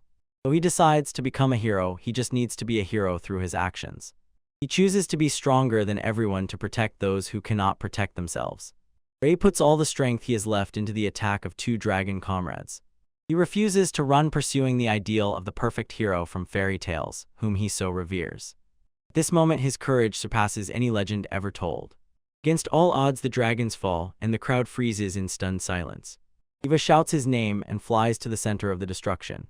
Suddenly, she drops to her knees, a dark aura begins to seep from her body. She remembers Rei's warning, the power of blessings is not absolute and can vanish in an instant. Her near immortality fades, and she remains completely defenseless. One of the fallen dragons opens a vengeful eye and prepares a final desperate volley. Eva becomes motionless with horror as death looks her straight in the face. Shadow glides through the smoke and intercepts the deadly blow. Rei stands like a human shield, taking the full blast of the explosion upon himself to save her. Beast finally dies, and Rei collapses onto the cold stone floor. Eva stares in horror at the man who gave her everything. Through tears, Rei gives her a weak last smile, "It's my fault." Magical healing does not have time to take hold. Rei's life slips away from his body. He looks into her eyes calmly, knowing he has fulfilled his duty. Eva begs him to stay, shouting through tears that their training is not over yet. From that day, Rei never opened his eyes again. Weeks pass, and Eva still remains an empty shell of herself locked in her room. After his visit, raising the memorial remembrance, they wondered if their teacher deliberately kept a cold distance from them. She understands, he wanted them to be independent because he knew he would not be there forever. When Tease recalls Eva's love for Rei, the truth finally hits Eva like a physical blow. She breaks down with a guttural sob, finally admitting, "I loved Rei, I loved you." Eva remembers the day she became the best student at Magic Academy. A whole year has passed since her beloved Rei died in battle. The city prepares for a festival in his honor. Everyone will wear red hair to remember the fallen hero. Eva holds tickets to the exhibition of an ancient artifact, a rare victory against completely incredible odds. Despite her success, she still has not found the one thing she truly needs. She swears to use the power of Yggdrasil to return Rei to the land of the living. "Don't wait for me," she whispers as she leaves his final resting place. Driven by grief, she mastered restorative magic and at the age of 14 graduated as the #1 apprentice. To gain the power she desires, she made a pact with a mighty water spirit to enhance her own strength. The ritual turned her hair blue and numbed her ability to express emotions. Eventually, she joined the Hero party, snooping through every secret text in search of the key to resurrection. During the journey, she met a man who turned everything upside down. Rei looked so incredibly like Rei that Eve dressed him in identical armor just to feel close to her lost love. When Jinrei rushed into battle alone, Eve felt the nightmare of the past repeating itself. Returning to the present, Eva sobs over Jinrei's lifeless body, blaming herself for his death. "I'm sorry, if only I hadn't followed you," she cries, her heart breaking again. Suddenly, dazzling light bursts from Jinrei's chest. Janner suddenly sits down, coughs. He is completely overwhelmed. He is absolutely clueless after the sudden return to life. Ivy does not believe her own eyes. The man she thought was dead is breathing again. Jinrei slowly recalls the duel with Henry, the moment when his life faded. He scans the area with his eyes, but no trace of Henry remains. He notices a high-value coin on the ground and brushes off his own death as a minor inconvenience. Eva demands to know why he is still alive. "Don't worry, I'm not some kind of ghost," he says, waving his hand so casually as if nothing happened. He explains that he had previously prepared a unique spell that activates with death and triggers only one resurrection. The process is exhausting. To refresh the spell, one must fast for days and focus all concentration to the limit. He admits that he invented this magic himself when he was only 9 years old. This measurable resurrection manipulates space-time to send his body back to a healthy state. The magic has a steep price. Standard restorative magic simply does not work. He can also cause accidental teleportations and severe memory loss after activation. Eva freezes in horror when she realizes this is not the first death that happened to him. During a fierce battle with the dragon Jinrei, as if in passing, he recalls an ancient death. 4 years ago, he remembers being chased in the Manga region Aldi. He remembers defeating one dragon before 2 more appeared to finish him off. Eva's mind races wildly as he runs through the details of the deadly double sword of Rei. Jinrei's story is flawless. She desperately asks if he was wearing armor during that fateful encounter. Jinrei confirms this and recalls a nameless Simigelu girl he once trained and named. He is paralyzed by the fact that Eva knows such intimate details about his past. Tears of pure joy run down Eva's cheek as the truth finally reaches her. Lost in the heat of the moment, Eva declares that she has someone she truly loves. She does not let a single moment pass without sharing her heart. "I love you," she says, looking him straight in the eyes. She confesses, despite his rough character, he is the kindest person of all she has ever known. With tears in her eyes and a smile on her face, she prepares for the last question. "Will you go with me?" she finally utters, gathering the courage she needed. It is the day of the hero birthday festival celebration, and Rei is eager to dive into the exhibition of ancient artifacts. He rushes straight to the demonstration of magical instruments, but in this deep immersion in arcana, he is not alone. Out of nowhere, Eva drops a bombshell confession. She says she wants to be with him forever. He asks her to give him a little break, but his coldness only makes her pout. Eva's mood changes instantly as soon as she asks, "Am I bothering you?" Despite Rei explaining that his previous actions were entirely selfish, Eva does not engage logic. She knows that in reality he is a man named Jairi, but she does not care about his secret identity. For her, Rei is a special nickname that makes her feel closer to him than anyone else. Rei pushes inside himself. It clicks in his head that he should have refused her much more firmly, right from the very beginning. Exactly a week ago, Rei actually died protecting Eva from Henry's last desperate attack. He was brought back to life only thanks to dimensional resurrection after they defeated the demon named Gluttony. After the fight, Rei used hypnosis to erase the traumatic memories of the saved academy students. Then he spent several days alone in an inn courtyard to cast a resurrection spell on himself and fully recover. Now that everything is settled, he has to endure Eva's unstoppable love mode. She claims that since 4 years ago he told her to do as she wishes, she is completely within her rights to pursue him. Rei insists that he has no intention of starting a relationship, but Eva has already done her homework. It works, she says. She just wants to be near him and implies, if you keep her close, huge benefits await him. She knows exactly how to get to him, recalling her huge collection of magical tools. Rei gets lost until Eva reveals the true scale of her influence. She is the adopted daughter of the man who owns this entire exhibition of artifacts, so everything in the room belongs to her. Rei is stunned. She even hid this when she handed him the tickets. She offers him a deal: stick with her and he can take as many rare magical instruments as his heart desires. Rei tries to resist the bribe, but his fascination with artifacts makes his body react against his will. He is addicted to magical equipment and Eva knows this shared passion will be the perfect hook. She offers a compromise. She only asks for 1 day of his time each week. Rei thinks it sounds more like a labor contract than a date and asks if it really is only for 1 day.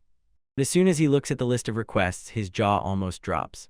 It is a list of intimate demands, and at the very bottom there is a mysterious section blacked out. Eva blushes wildly, hinting that the hidden part is about how she marries him and does everything as a wife.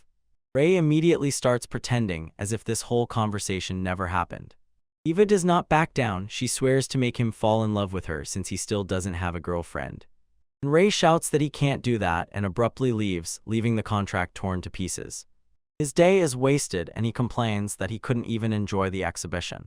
While they are walking, Ray notices a young boy standing right in the center of the gluttony incident. Thanks to Ray's hypnosis, the boy's hatred disappeared and he is an ordinary boy again. Ray watches him from afar and wonders if the boy was just easy prey for the demons. He decides to approach the frightened child.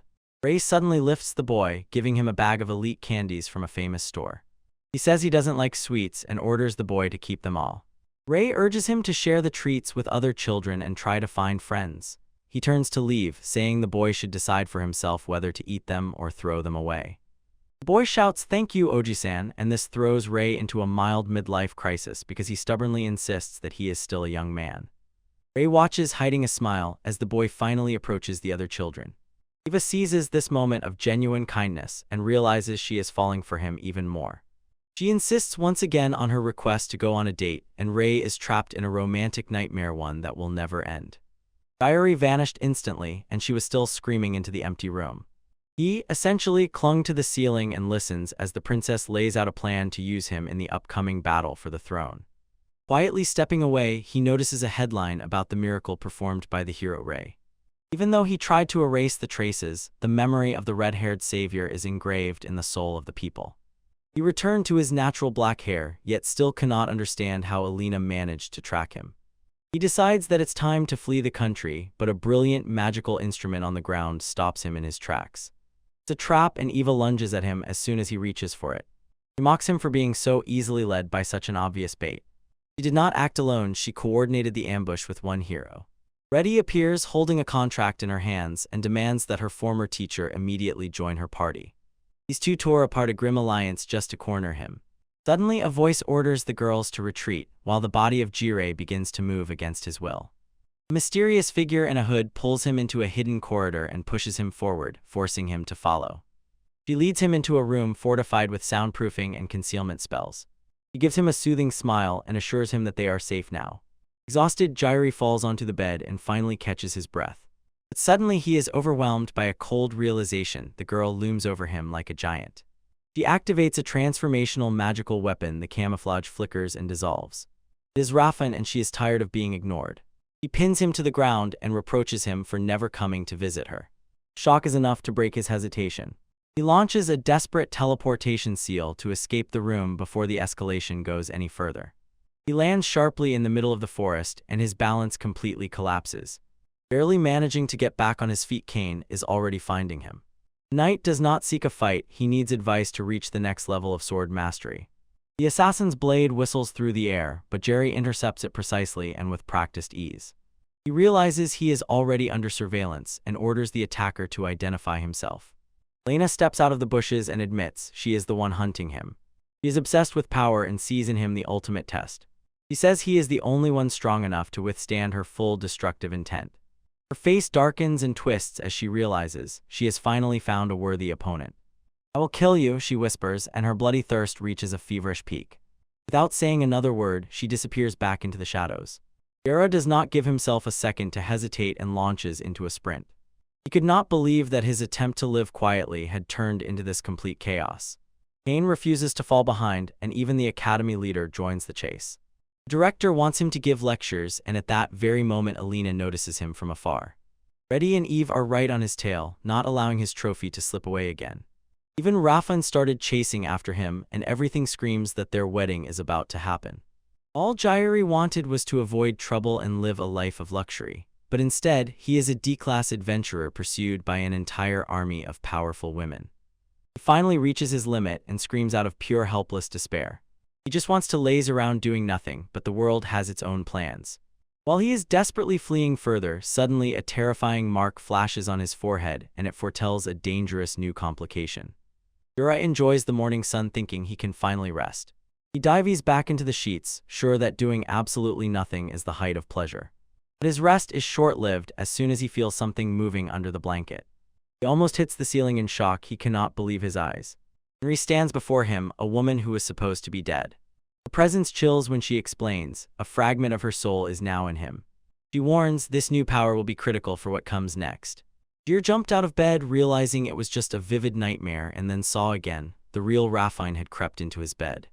He has been running for several days, but these girls somehow manage to find him wherever he hides. While Raffine sleeps peacefully, Jir cannot shake the feeling that his reality is becoming as strange as his dreams. He tries to wash away the fatigue, but the reflection in the mirror shows something terrible. A mysterious black mark appeared on his forehead, a long reminder of their encounter with Henry. Suddenly, a dark, intelligent shadow bursts from the air demanding to be fed. Barrett throws an apple and the shadow reveals a row of jagged teeth to swallow it whole. It is the very same precise predatory ability, and its reuse, and Jir realizes in horror that he is already beginning to understand it. Despite its creepy nature, the shadow is incredibly versatile. It acts like a third limb that can reach everything in the room. Even more shocking, now he can summon the legendary black sword from the item box with just a thought. Realizing that he needs answers, Jir decides his only option is to head to the magic library. He looks for Aldi, the quirky cat from the academy's principal, hoping for a favor.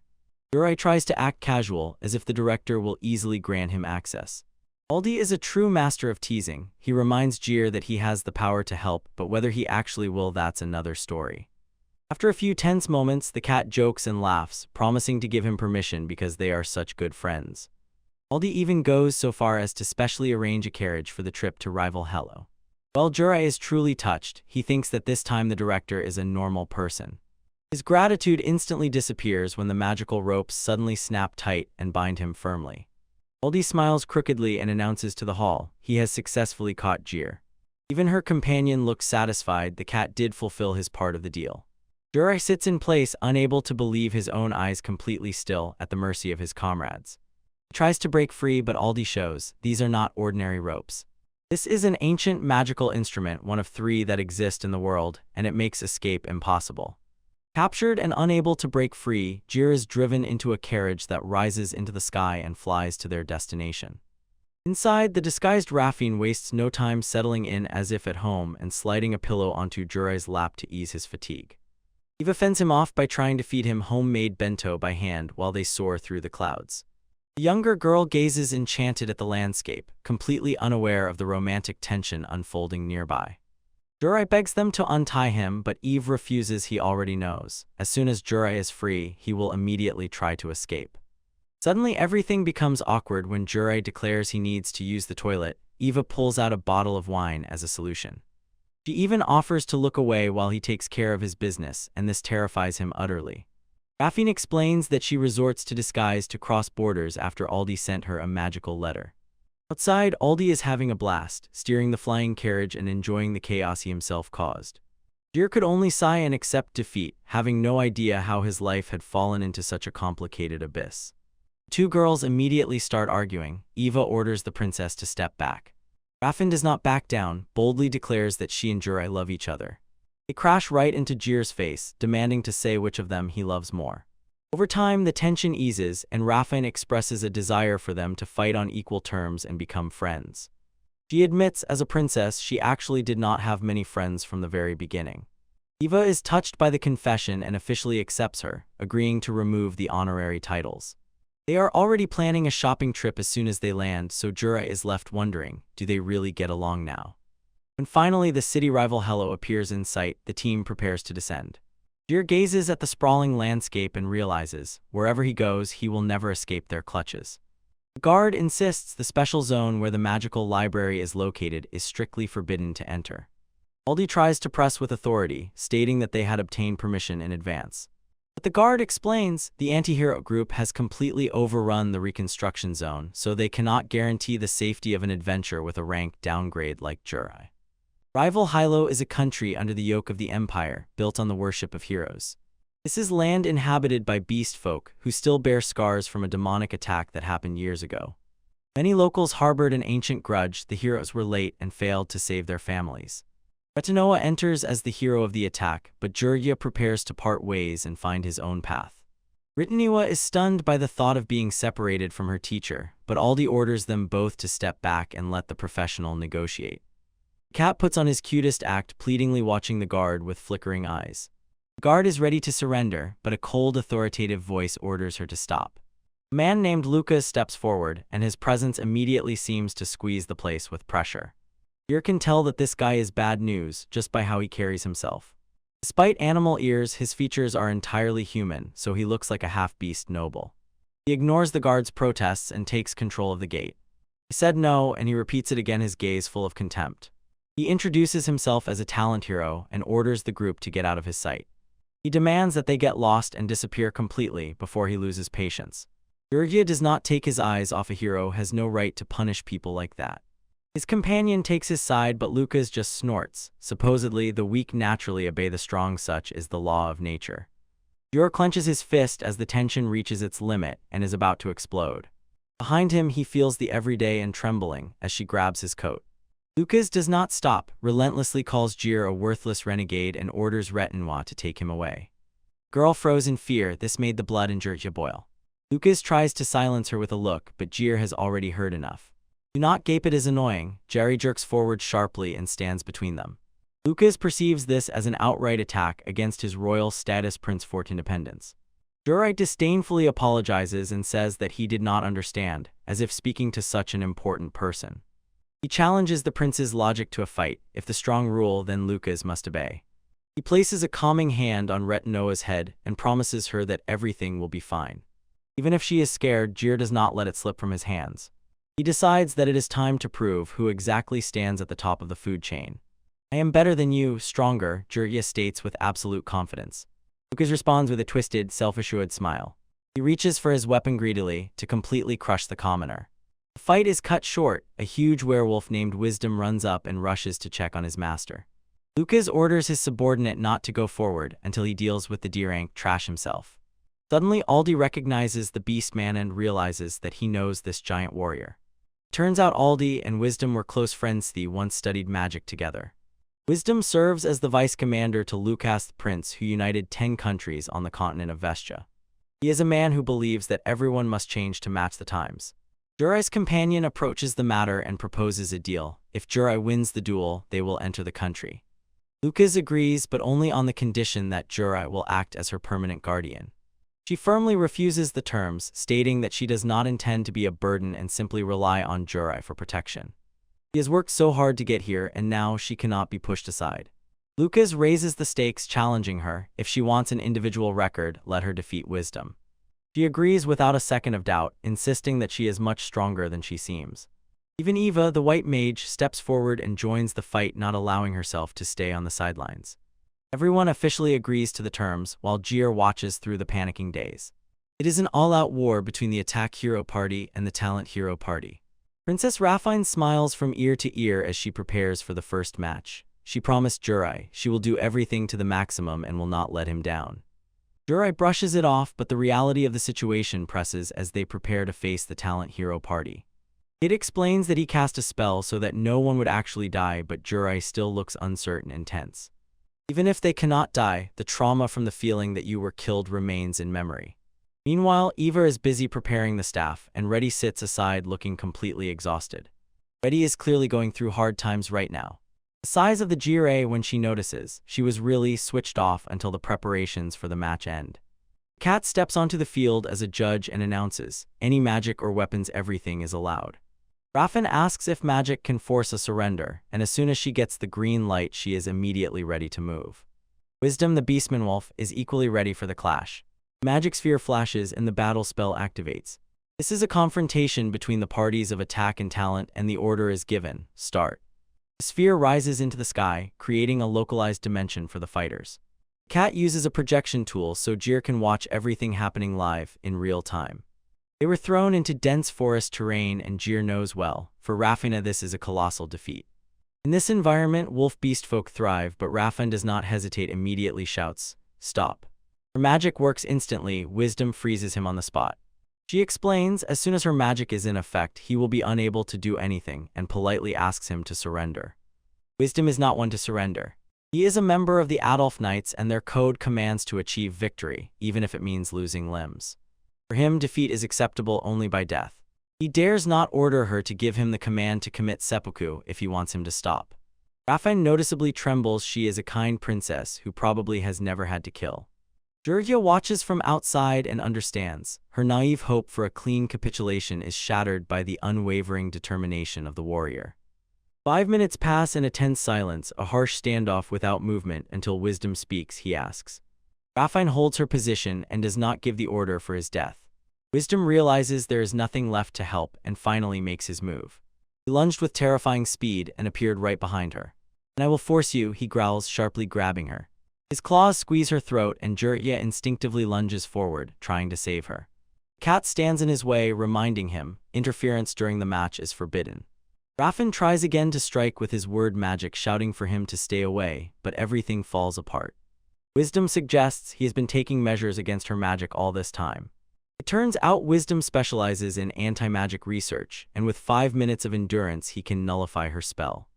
Diary decides it's all over and anxiously thinks this defeat will leave an unhealable scar on her forever. And the cat smiles and asks if Jir knows the true essence of the magic of words. Jir admits Rafin has not yet reached that level.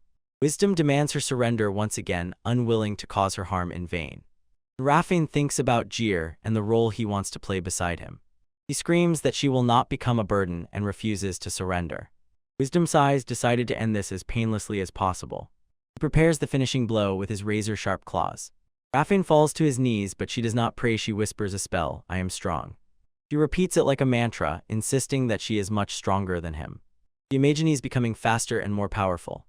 Wisdom sharply lowers his hand and strikes to kill. He's sure it is over as soon as contact is made. Claws hit her neck with all their might. But instead of drawing blood, the beastman's claws shatter into pieces. Jurai freezes. She realizes she has reached a state of self-enhancement thanks to the essence of the magic of words.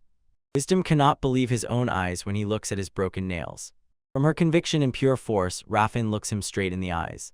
He commands surrender. Finally, the table has turned. Rafin immediately holds his position, demands full capitulation from her opponent, the beastman. The werewolf does not retreat even after just losing a nail. He lunges forward with a wild grip and Rafin stops the bite with bare hands. Looking him straight in the eyes, she declares, "I am stronger than you." Before he can recover, she slips away with unimaginable speed, teasing that she is faster too. She takes advantage of his confusion, falls from the trees with a heavy blow, and he crashes to the ground with a thud. But she, standing over him, begs Rafin to surrender once more, but he holds his pride, says that surrendering to a little girl is impossible. Calmly gathering herself, she raises a claw to his throat and asks if it is really impossible.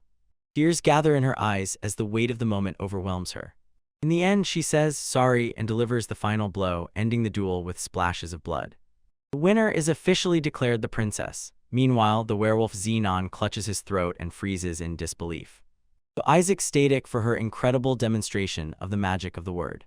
And it is clear what the fight costs. Rafin hesitates and asks for a moment to rest. Jir approaches her, admitting, even if the dead return to life on this battlefield, the trauma from taking someone's life still remains very real. He asks why she pushed herself so hard, and she admits she was testing the limits of her magical theory. She sighed with relief that she did not give up. She realized that word magic is fueled entirely and completely by the user's own belief.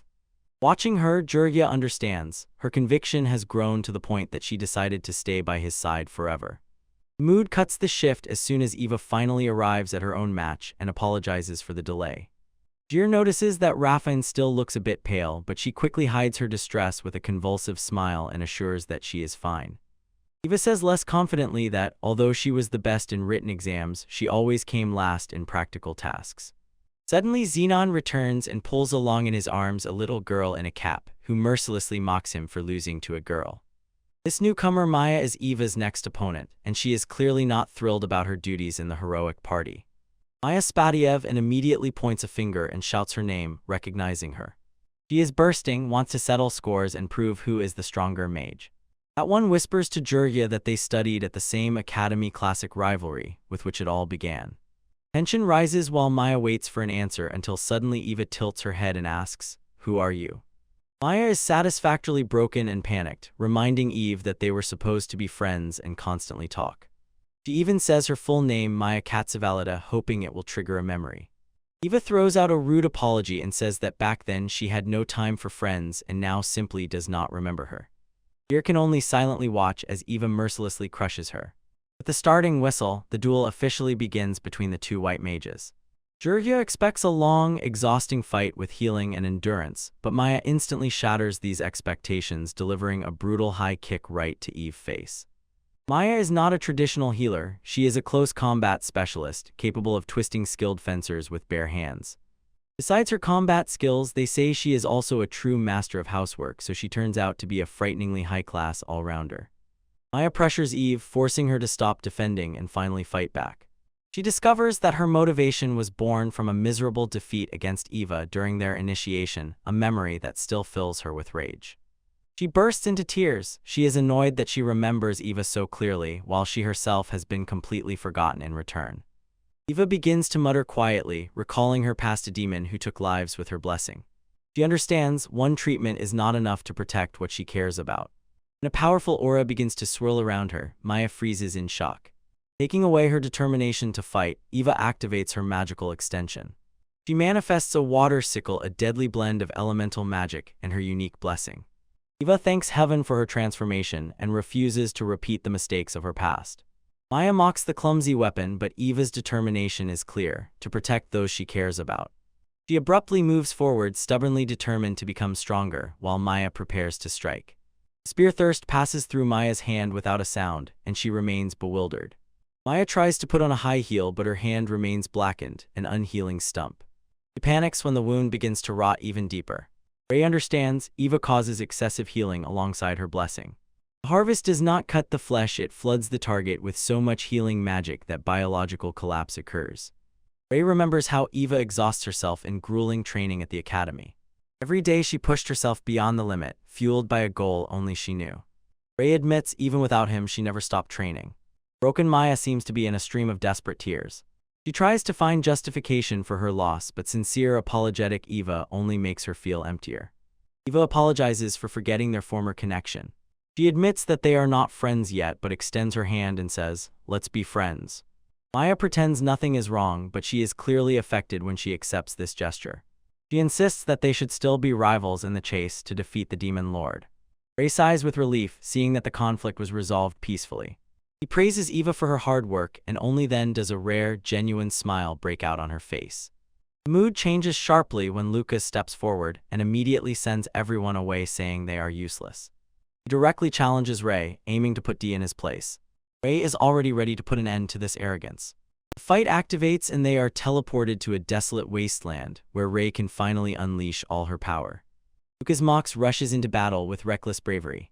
He starts insulting Ray's friends and calls the hero ready absolute trash. Ray sharply closes the distance, instantly appearing nearby, and tells Lucas to shut up.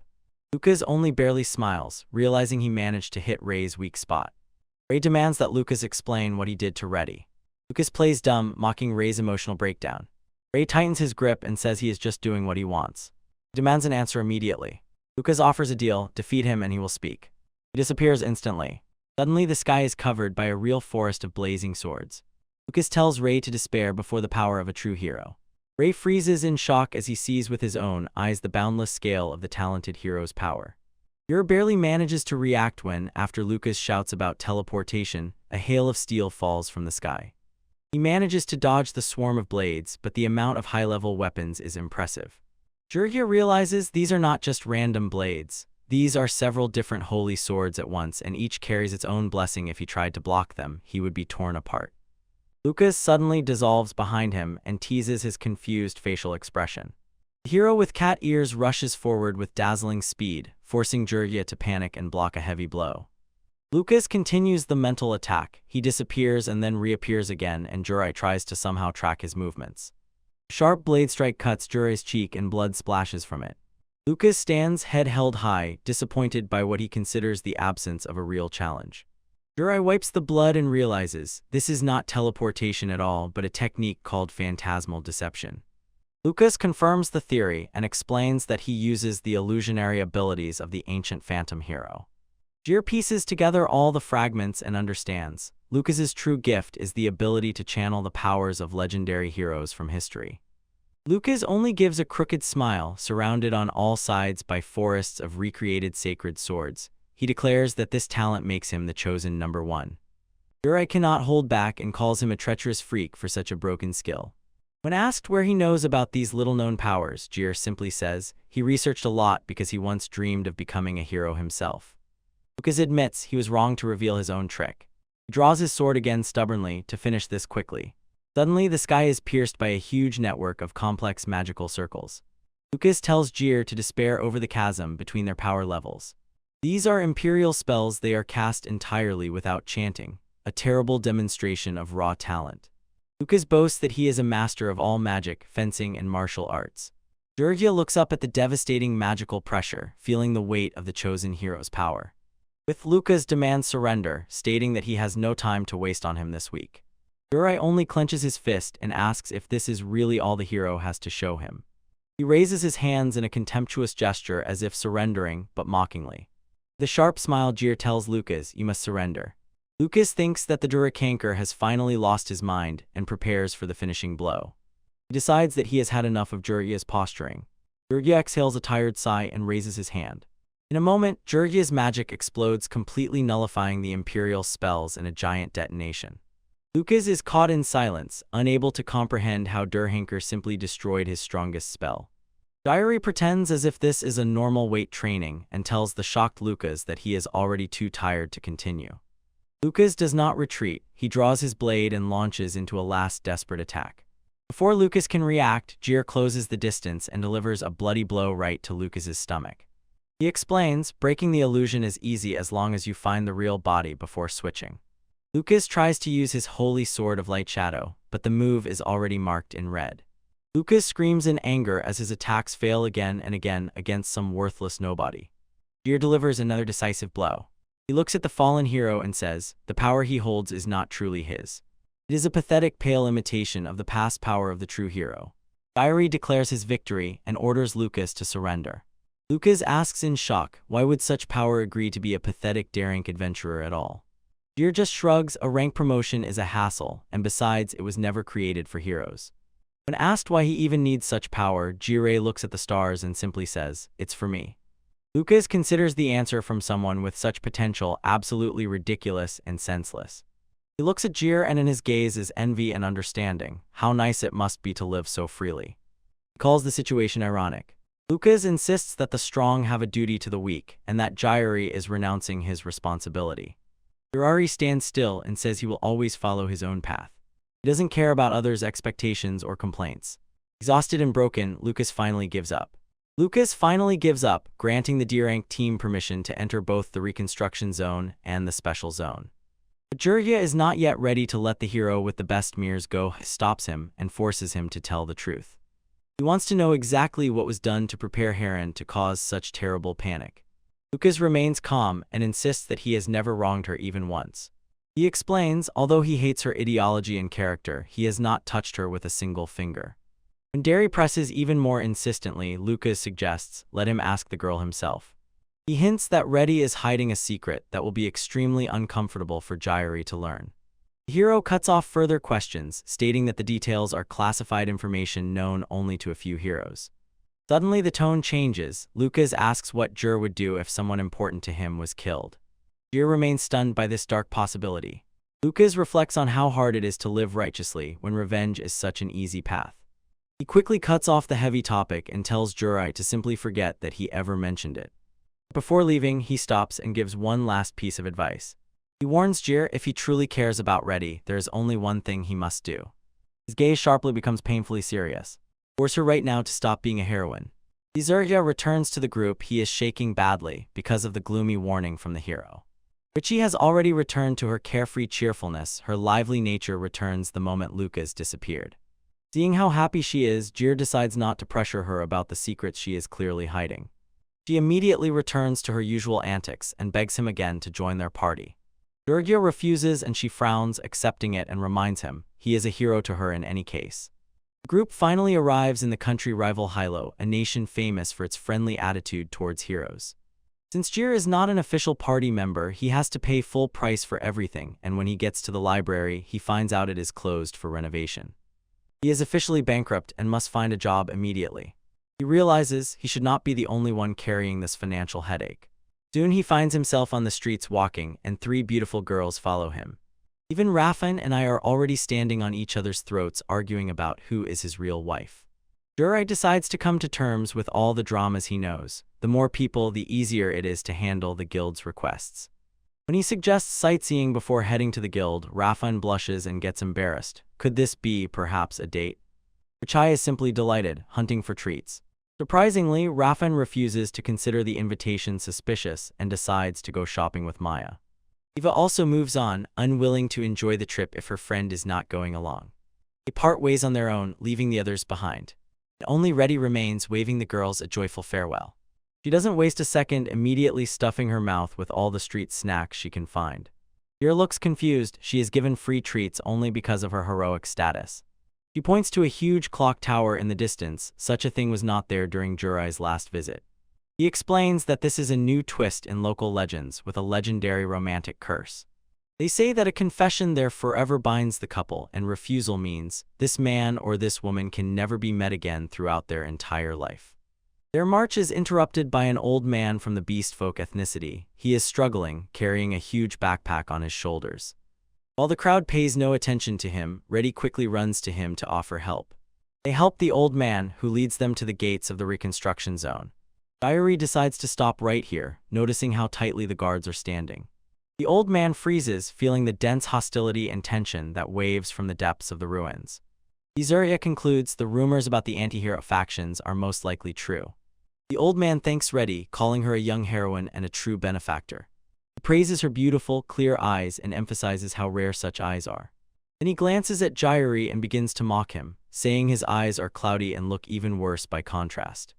The elder reveals that he knows the red-haired hero Lucas. He explains that Lucas is often noticed helping with reconstruction secretly. Despite his mood, the boy's gaze is filled with deep lonely sorrow. He always lives on guard, not letting anyone get close to his heart. The old man looks him sharply in the eyes and asks him to watch the hero. Jairi is disgusted by this idea and does not understand why he would even associate with such a person. He reflects on Lucas's strange behavior and dark past, sighs heavily. Everyone is a complete nuisance. Jir leads his team into the Great Labyrinth with a brief warning, stay close. Reddy immediately ignores him and knocks down the beast before he can finish the sentence. While the magical library is closed, Jure needs to find a way to finance his stay in rival Hylo. The group heads for an unheard-of reward 1 million rain for each spirit herb they find. Since information about the herbs is limited, they have to rely only on their own skills to find them.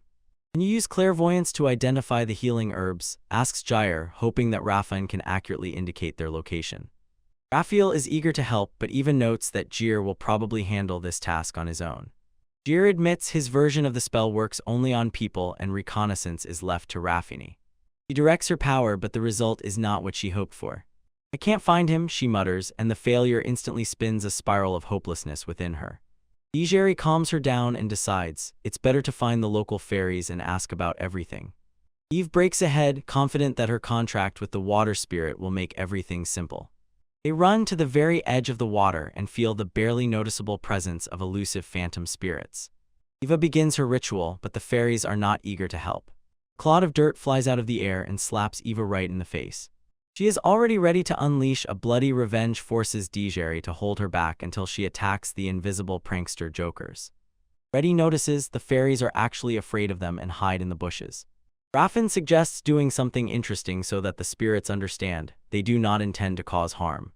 She decides that being next to Dijeri is the greatest pleasure and clings to his hand. The other girls also rush into action, showering the teacher with tenderness like a swarm. Jerry becomes embarrassed when they start sniffing him and rubbing his belly, complete chaos in this performance. It's fun, Reddy so cheers, I fully immerse myself in this crazy plan. Even Jir can't hold back and throws a brief smile at the absurdity of this situation. The fairies finally appear but quickly realize the court harem's shoddy work with cloudy eyes does not impress them at all. Offended, Jure decides, enough playing the good guy and it's time to catch up with them. He locks the small spirits in a jar to force them to talk. They confess that the wounded demon hid in the nearest lake. The fairies panic because they fear being eaten and have not seen their friends return from the water. The demons of Jureno are dangerous creatures born from human malice, and they must be dealt with. He agrees to eliminate the threat, and the captive fairies are pleased by this. I will tell you everything, they promise as Jerry demands. Name the place where the herbs lie as their payment. The surface of the lake looks calm, hard to believe that a demon is lurking somewhere beneath it. Diary reveals he has already used remote magic and wiped out all the weak guards from the underwater cave. Evie is impressed that he managed to clear the way without any effort. Left with only one master demon, Jurgia prepares his team for the final confrontation. He distributes magical earrings that allow breathing and staying dry underwater. Raffin is deeply moved by the gift. He vows to keep this one-time weapon forever. The team dives into the very depths and heads straight to the dark entrance of the flooded cave. They surface through the water and emerge into an ancient stone structure hidden beneath the waves. In the center of the hall stands a mysterious altar. A single dagger lies there, pulsating with strange energy, and Yuri immediately finds it suspicious. He prepares and reaches out to grab the weapon. Suddenly, dense black fog bursts from the altar and engulfs the entire group. The girls panic because their vision is completely obscured by the dark fog. When the fog finally clears, they find themselves in the middle of a bustling town. Yuri understands they are trapped in an illusory world that shows a repetition of the past. They watch as a young boy with red hair walks through the streets. The boy steals an apple from a vendor and swiftly disappears into the shadows.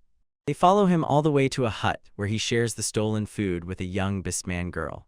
Big brother Lucas, so says the girl, and Jerry remains completely stunned by this surprise. Henry gasps for air as the illness finally sinks into his fragile body. Lucas tries to hold on, promising to feed his younger brother and take care of everything. He refuses to listen to any talk of surrender and vows to find a cure for the spirit's disease. Henry can only respond with a weak smile through the pain. He desperately needs strength to change his fate. Lucas pours every drop of his soul into sword training. His determination is rewarded. He is officially chosen as a hero at night. This new status gives a salary and a chance to finally buy spirit's sake to save his brother. Later, he tells Henry the good news, dreaming of the day when they can serve as knights together. Returning to the present, the hero realizes he is looking at the tragic memories of the man before him. Spiritual illness is an incurable curse that destroys the soul and often drives victims to suicide from unbearable pain. Despite Lucas's success, Henry's condition does not improve and increasingly deteriorates until he is completely bedridden. Lucas undertakes a desperate mission to guard the nobleman near the labyrinth where fragrant herbs are said to grow. He carries Henry in a cart with him, but during the journey the boy's health reaches its limit. Lucas cast aside the pride of a knight and begged the nobleman, "Share at least a drop of spirit from your sake." The greedy nobleman insists that he has nothing left and tells Lucas that he will just have to wait. As time runs out, Lucas turns to a group of local adventurers who will help him find the herbs. They agree to help him, and for a moment, a tiny hope ignites in Lucas. He pushes himself to the limit, fighting monsters and scouring the forest, carrying Henry on his back. While they make their way through the forest, Henry faintly recalls how Lucas once saved a girl from attackers. "You really looked cool back then," the boy whispers quietly. Henry admits he always felt like a coward next to his own brother. His only goal is to grow up and become like Lucas, to help others. The conversation breaks off when Henry suddenly hangs limp and freezes without strength. Lucas shouts for him to wake up, but the boy is already dead. When Lucas returns to the village with his brother's body, he sees the nobleman and the traveler celebrating with the same supplies they just claimed were lost. He didn't even have time to look for herbs. The nobleman insults them loudly, calls them half-beast beggars, and demands they get out. Lucas's grief instantly turns into cold, deadly rage. He realizes their lies are the reason Henry is dead. The panicked nobleman orders his demon to kill the knight. The beast grabs its master and sinks its fangs in, tearing him to pieces. Lucas understands this demon has been the cause of all the anomalous monster activity all along. He raises the blade, ready to destroy the creature. The vision suddenly breaks off and the party returns to the same room. The black demon from memory stands right there next to him. It does not take a single step to attack, it only crouches before the group. The girls prepare to fight, but the protagonist orders them to stop. He understands the creature has no intention to fight. He steps forward and addresses the beast by name. "You are Henry, right?" The demon devoured the boy's body, and at that moment Henry's soul possessed the body of this creature. But he asks if there is anything they can do to save him. Unfortunately, too much time has already passed for resurrection magic. It will not work. The main character understands. Henry showed them those memories because he has a message for Lucas. The demon lifts the ceremonial sword from the altar, demanding that it be delivered to his brother. The main character agrees to pass it on, but Henry's control begins to fail. The demon's instincts start to take over consciousness as he screams in pain. His soul can no longer hold the ego against the beast. Since their souls have merged, Henry seems destined to be destroyed along with the demon. Suddenly, the main character's black sword begins to leak dark magic on its own. He realizes the blade is capable of predation, a power that allows it to devour souls. If he uses this, he can eat the demon's soul without touching Henry's essence. He raises his hand and commands the sword, "Eat." "I will put an end to this, Henry," he declares. The demon's illusions revealed the tragic truth from Lucas's past and the fate of his brother Henry. Henry's soul was eaten and merged with the monster, but Jerry used his predatory skill to snatch that soul back. Looking at the consequences, the princess wonders why a boy like Henry was never allowed to find happiness. Jerry disagrees. He insists that Henry died with a smile on his face. He forges a ceremonial sword and notes that the blade glows with pure light without any residual images or malice. This is a sign that the boy's spirit has finally found peace.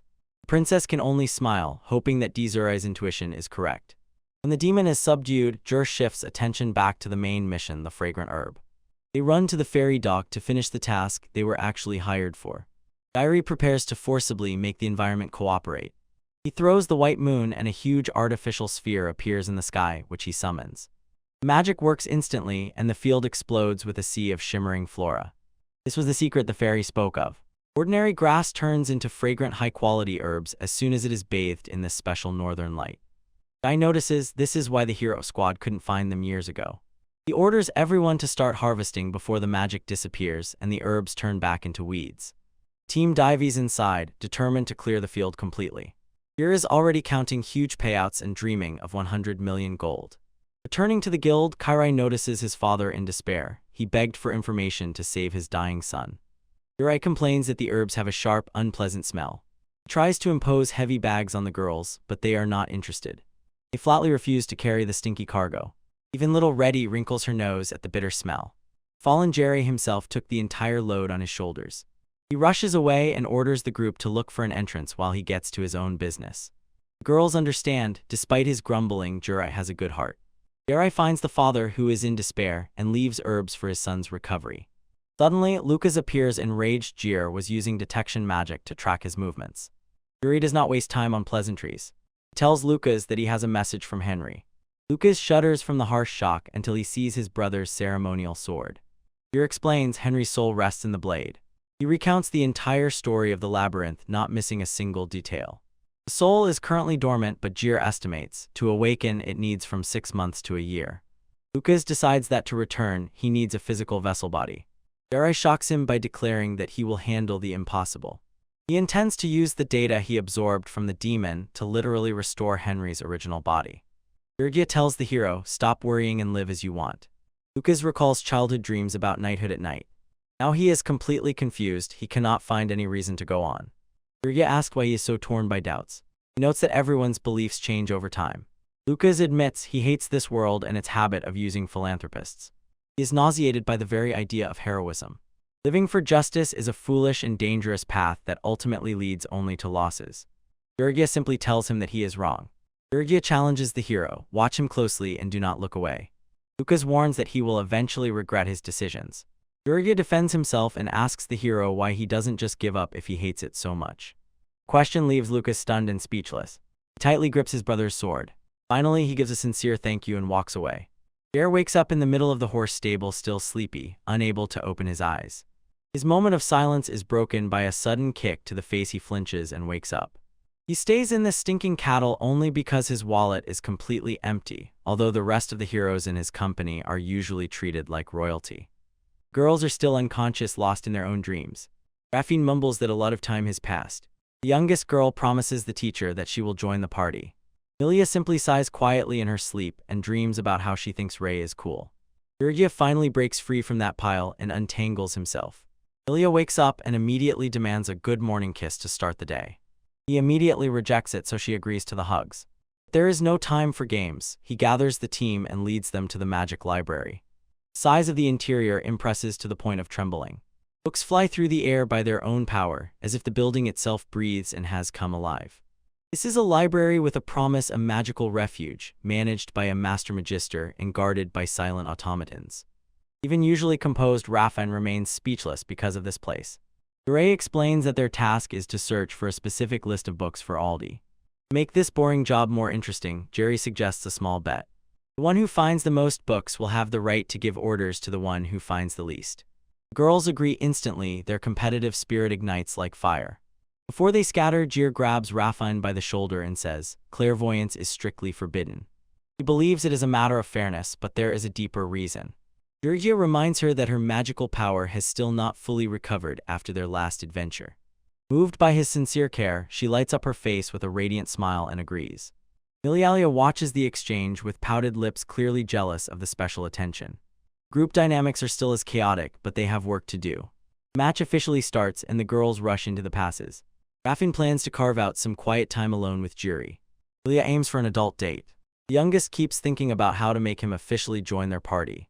As soon as the girls are no longer visible, Jir turns away from the search zone. He does not even think about losing this game. He activates a magical circle on the floor, understanding that this is much faster than wandering aimlessly in search of an answer. He heads straight to the heart of this structure without hesitation. He opens the hidden door and sees the self-proclaimed head of the library is already waiting for him. "Don't rush," she says, barely glancing from behind the desk. Francesca sits comfortably and leisurely exhales smoke from a long pipe. She notices how rarely Dijur comes to her to discuss something. She immediately starts flirting and insists that she missed his skin at night. Georgia doesn't believe her, tells her that she lies as easily as she breathes. He even mocks how she is dressed as if she were a child. Francesca is a complete mystery, and this look of hers is probably just another of her many forms. Dijur remembered the incident when he was caught stealing and forced to serve her as punishment. Dijur breaks off the small talk to show her the dark, toothy power he recently manifested. Francesca instantly becomes interested, noticing that this is definitely not any form of existing magic. Then he shows her a strange mark on his forehead, the one that appeared after the demon disappeared. She understands this mark may be a designation of something much older. She pulls out a specific book with records about the Magians, a humanoid race of demons that heroes defeated in the past. These beings had high intelligence but were extremely solitary. She points to the only exception where the heart of a human and an Imagine were connected. Gary looks at the illustration in the book and freezes. The figure in the drawing has a sign that looks exactly like his own. Similarity is too close for it to be a coincidence. Francesca closes the book, and her playful nature disappears, leaving a creepy focus. She looks him straight in the eyes and asks the only question he was not ready for: "Are you really human?" Francesca asks whether Juri is human at all. He insists he is just a handsome guy without horns and wings, and he points to the strange mark on his forehead that appeared very recently. Francesca admits she was only half joking, but the mark is undeniable. She concludes, the woman whom Jir defeated definitely has a connection to this mystery. Georgia feels a chill as soon as he realizes he cannot tolerate being tied to heroic branding. Francesca conducts a full-body examination to find answers. Georgia immediately cuts her off and shifts the conversation to the girls, who find him again and again, despite his magic against prophecy. Francesca pauses and tries to understand the reason. Her face suddenly becomes serious as she analyzes the situation. Suddenly she has a breakthrough. She declares that the answer is simply love. Jir is completely confused by this suggestion. She insists romance is the most wonderful force in all that exists. According to her, their devotion allows them to bypass any magical interference. Francesca begins a lecture on the nature of life and stumbles upon something. She explains that fate is not accidental, it is predetermined. There is some special magic through which these meetings become inevitable. This magic is called clairvoyance. It is mainly used for searching, but it also connects fates. This means that Rafin can find him wherever he hides. Francesca calls it a miracle of unbreakable devotion. Jir is amazed at how even Reddy tracked him so quickly. Francesca suggests that others simply adopt the skills from the main user. She notes that only women are capable of applying this particular power. Georgia freezes. He has his own version of that ability. He tries to brush it off and focus on the book contest. Francesca notes that he may have underestimated his companions. She says that the girls have already completed the task. Rafin, Eve, and Reddy proudly show the huge pile of books they have gathered. Diary is left speechless due to their terrible efficiency. The next day, Jurai, as if tied, holds on tightly to a huge armored bird. He barely survives during this high-speed race and feels like he is about to vomit, but the spectators are thrilled he wasn't thrown out immediately. Rafin is beaming with excitement. She immediately pulls him to the next attraction. Jerry is exhausted. He just needs a moment to rest. He lost the book contest, and now he has to fulfill Rafin's request for a private date. He admits to himself a day with her is not so bad after all. However, Jerry notices that they are not really alone. Even Reddy is watching them, and doing so in very dubious disguises. Eve chews nonstop while Reddy tries to shut her up and keep her quiet. They are confident their disguises will not be exposed. Her closeness makes him nervous. Eva watches from the shadows and her gaze is pure envy. Jerry decides to get rid of his watchers and grabs Rafin by the hand. They don't even have time to hide, they are already ready, running and rushing right past the place where they were hiding. When the shore becomes clear, Jerry admits he knew from the very beginning that they were being watched. Ragfin confessed she was not bothered that others were nearby, but in reality, she desperately wanted to be alone with him. She gives a warm, stunning smile and it throws him off balance. Jerry looks at her for a moment and is lost, unable to find words. He replays Francesca's words about pure love in his mind. Before he can say a word, Rafin suggests another stop for the evening. They climb to the top of the clock tower to watch the sunset over the city. Rafin is enchanted by the beautiful view and the cool wind. He thanks him for such a wonderful day. Jerry tries to look cool, he says he was just pulled along. He looks at her with a gloomy gaze and calls her by name. Rafin turns to him and feels the atmosphere change. He playfully asks if he is going to talk about the wedding. Jerry does not laugh and tells her that it is a very important matter. Rafin's smile fades as soon as she sees the same tension in his eyes. Jerry clenches his fist, stealing a firm resolve within himself. He delivers a devastating blow to her heart and commands, "Stop caring about me." Jared spits out the bitter truth, calls himself worthless and lazy, not understanding her attractiveness. He turns away from her and demands that she stop bothering him forever. Rafin freezes in place, trying to retreat from their shared history. She does not let him go, even when he insists that their time together is over. Clenching her skirt in his fist, she tells him that his self-hatred is a complete misunderstanding.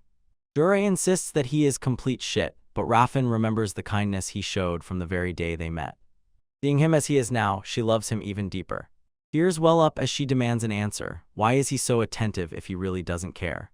"What do you want from me, huh?" she shouts, and he immediately sees. She has seen through his cold mask completely. Jerry remains silent while preparing to share a memory from their past. Several years ago, after meeting at their secret base, she invited him to her birthday.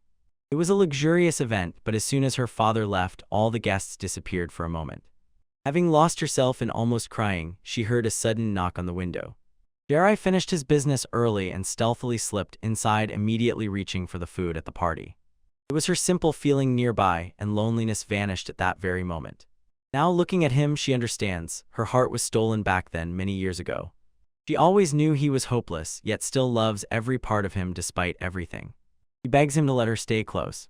Jerry makes one last attempt to push her away, insisting that he can manage on his own. And Rafin sees the vulnerability he hides because he fears, if she stops watching over him, he might disappear.